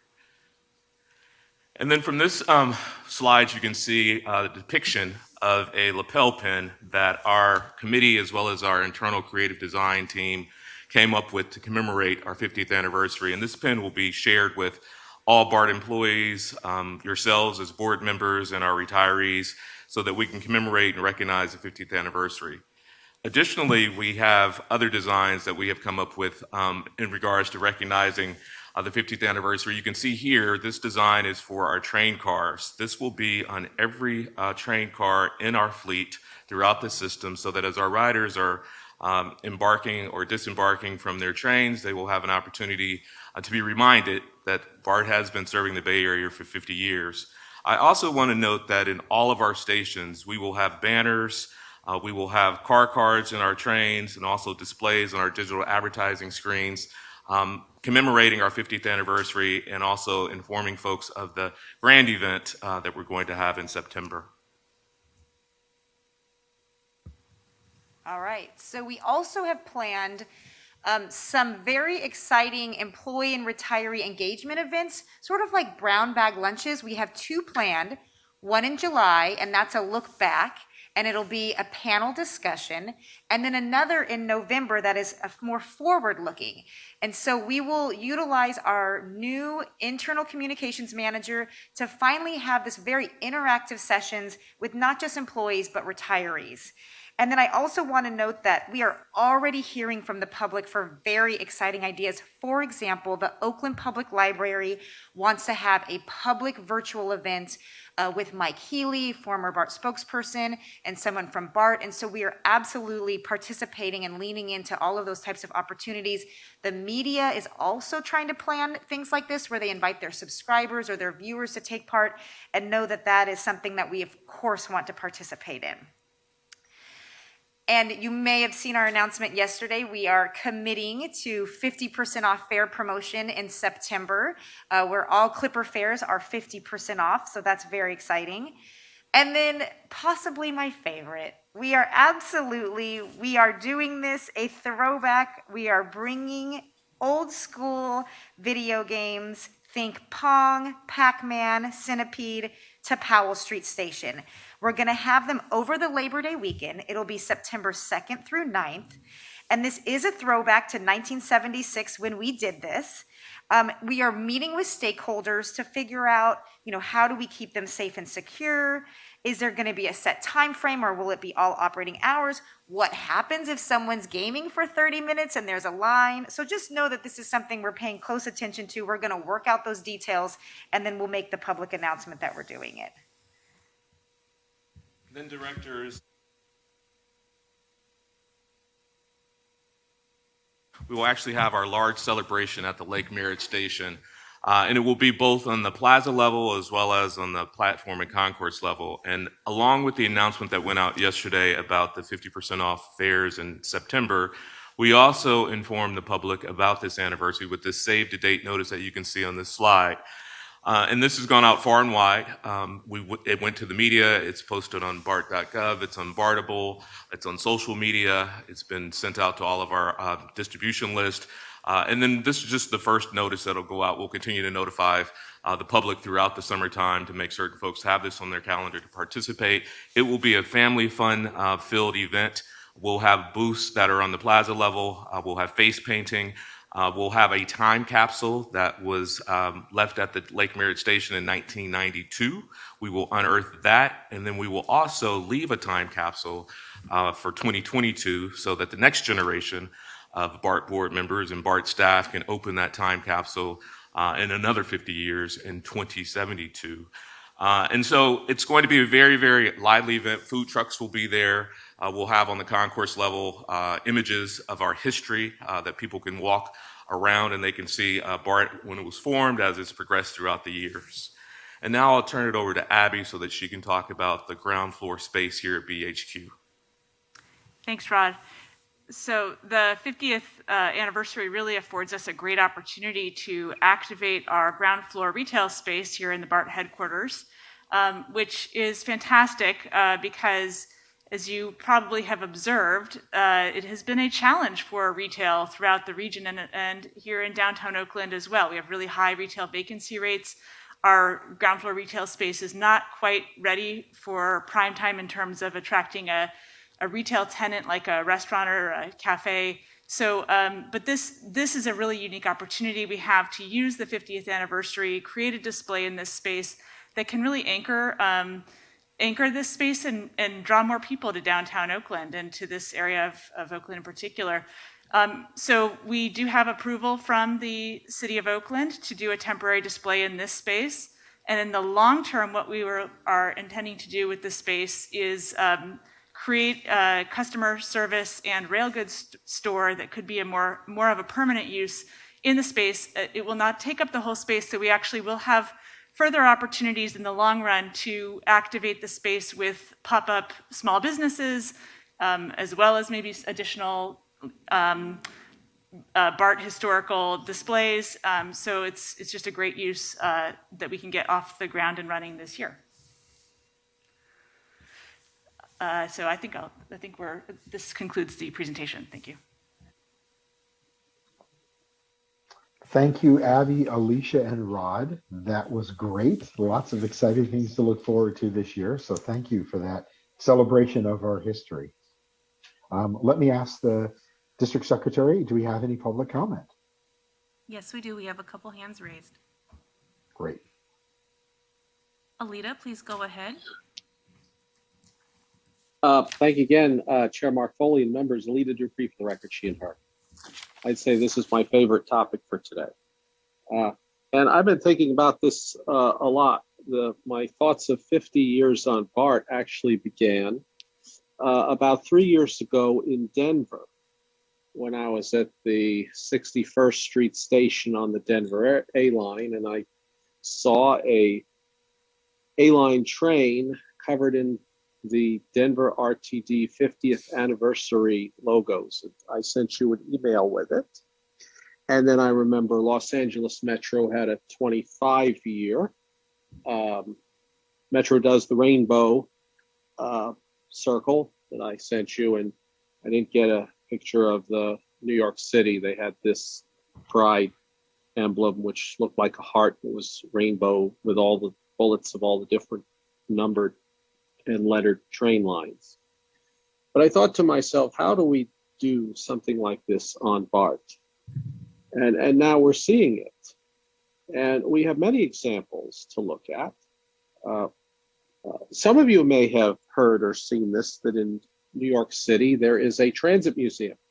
It's in an actual subway station with vintage rail cars and all kinds of other things. I've been there many times.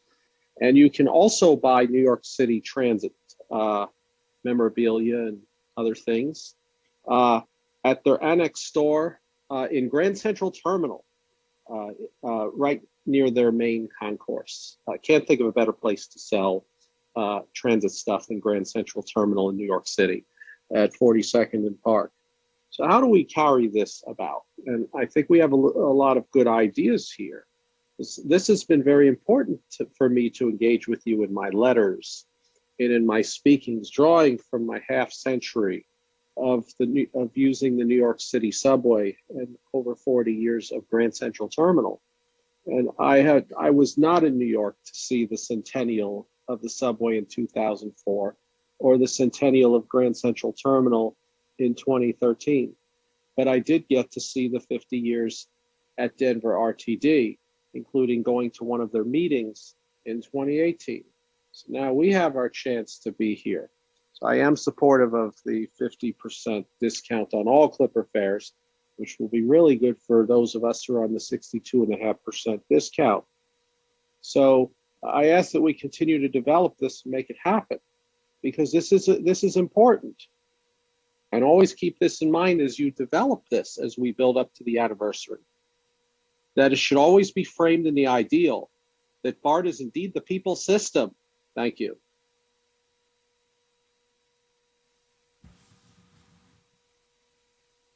Thank you, Ms. Dupree. Do we have any additional public comment? Yes, Joe, Hello. please go ahead. Thank you, District Secretary. Joe Kunstler here. First, I want to congratulate BART on 50 years. This is clearly an exciting time for BART and a great way to celebrate coming out of the COVID-19 pandemic, where you bravely led in your second finest hour by putting in a mask mandate, giving everyone hope we could get mask mandates back. And now I understand that AC Transit has joined the good side of the force. So that may be something you want to add. I like your plans. I like that you're selling merchandise. I like that you have a block party for September 10th and not a certain other date. Let's just leave it at that. I will try to attend that event, but my resources are limited. But very excited about your 50th birthday, and definitely want to buy some swag. I also want an Elisa Trust action figure, and I also want a Mark Foley action figure, and certainly a Rebecca Saltzman action figure. And just want to congratulate you all, and and unlike a certain serial commenter, give you back the balance of my time. Thank you so much. Be safe.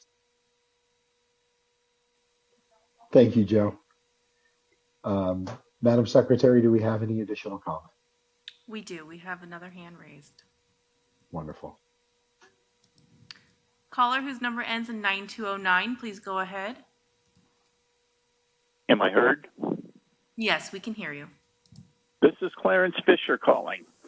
I'd like to have contact with someone on that 50th anniversary committee at some point.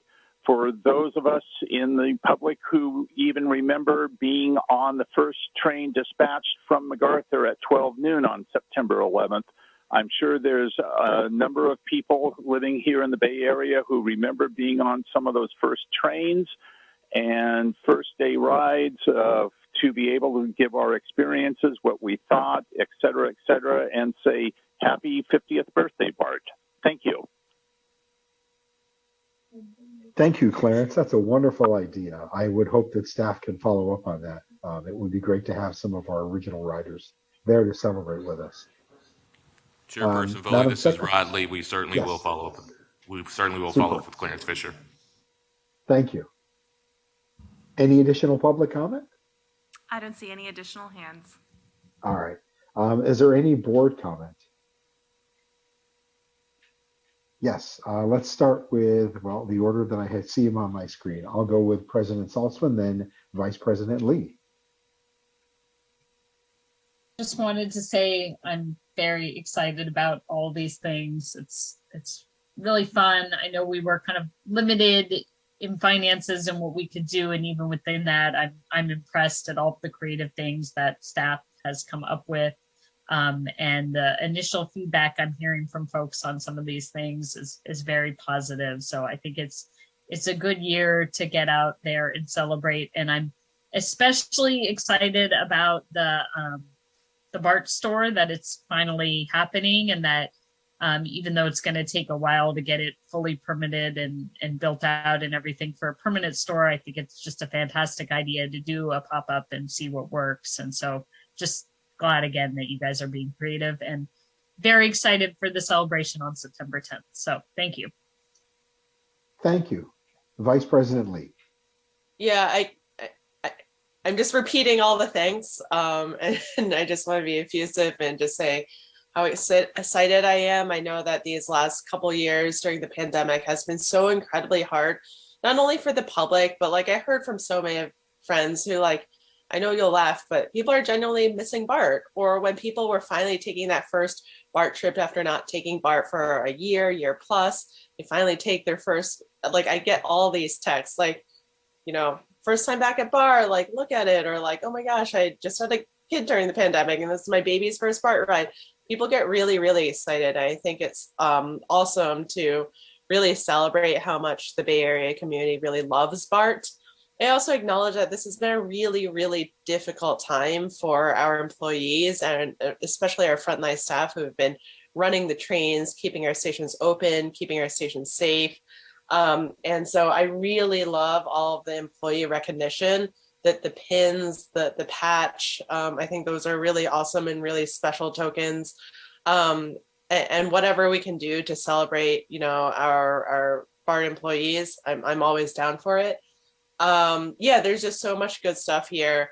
Definitely in agreement with President Saltzman. Thank you for bringing back a lot of requests. I think we were sort of like taking it back in the past when, you know, there were updates about the store. So it's exciting that, you know, at least for interim pop-up use, that's in the realm of thinking. Yeah, so all around, I'm super, super excited. I know this is always like the stuff on top of all the other stuff. But you know, this is a great time to be celebrating. Wonderful, thank you. General Manager Powers, for what reason do you rise to the microphone? Did you have anything for us, GM? No, thanks. Just stretching my legs, Chairperson Foley, that's all. All right, thank you. Madam President, I believe the PPAL committee has concluded for the day. Great. So we will go to item 10, board matters. That's board member reports, roll call for introduction and in memoriam. So we'll take those all together. So any directors who have any of those, if you could raise your hand. Director Rayburn. Thank you, Director Saltzman. And I have a good news story. You might recall that I reported back in early April on a April 5th meeting. It was a public safety meeting at Fruitvale with Lieutenant McNack from the Bart Police Department, along with the Councilmember Gallo and the Unity Council, and probably 50 or more neighbors and all the businesses. We have the newest restaurant, Wapipa's wonderful restaurant, by the way, along with Obelisco and Powder Face, that were all voicing their concerns about public safety. And the good news is the partnership that has come out of that.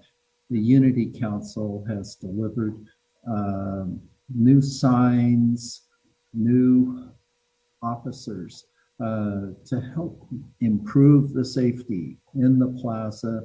It truly has changed the dynamic at Fruitvale in the plaza just outside the Bart gates. And I tend to see more officers, including the canine unit parked there on occasion. And so I want to do a shout out to the chief for sharing McNack with the community. And I feel that, you deserve support, and come on back, and I'll hope to sit down with you on the patio outside Wapipa's and enjoy a wonderful meal sometime soon. Thank you.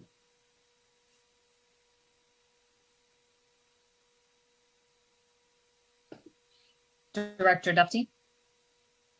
Thank you. Yes, this is probably going to seem like a pretty small point to make, but Mr. Kunstler, when he made his public comment, I believe he referred to another public commenter and indicating that that individual didn't yield back time. And so I just want to say that the philosophy of Bart is it's the people's time. If the individual wants to speak for 40 seconds or the full 3 minutes, or if we limit comment to 2 minutes, I just don't think that that's a relevant comment to make, because I would never want to try and curtail an individual's right to speak publicly and to know that they will be respected and allowed to use as much time as is established for every speaker. So I apologize, but this does matter to me, and so I wanted to make that point. Thank you.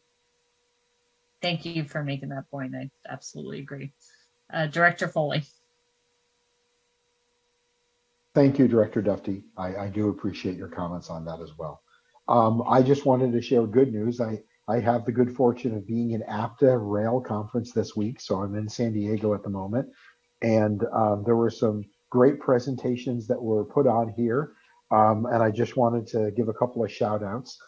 Scott Van Dusen did a great job on the CBTC presentation that was put on here and talked about Bart's progress in that project. Roy Aguilera spoke about asset management at Bart. Again, very interesting for this tech guru nerd guy.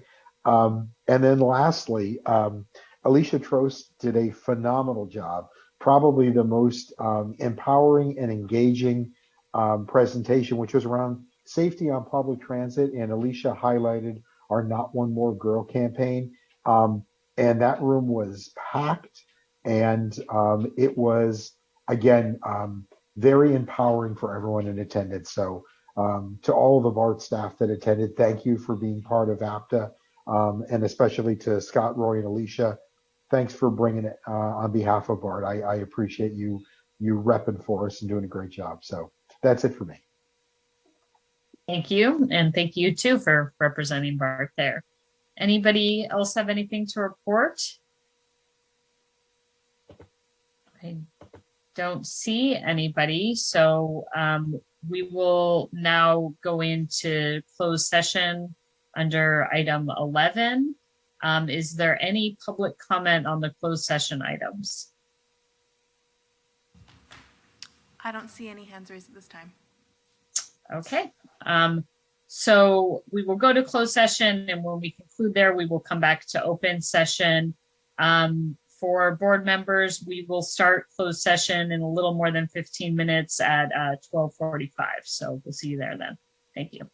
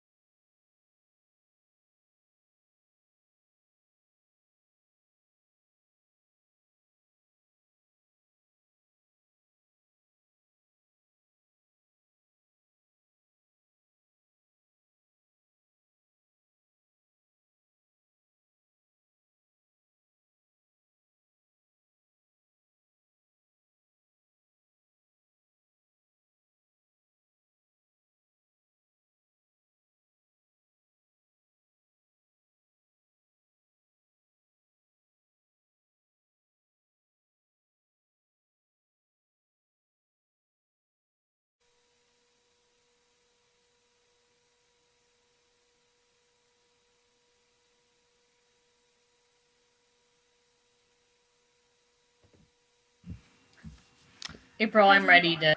Oh, are you ready? I'm here. Media has just got to turn the stream back on. Great. Let me know when you're ready. Okay, we're ready. Thank you. So the board has concluded closed session and there's nothing to report from closed session. So we'll now adjourn the meeting.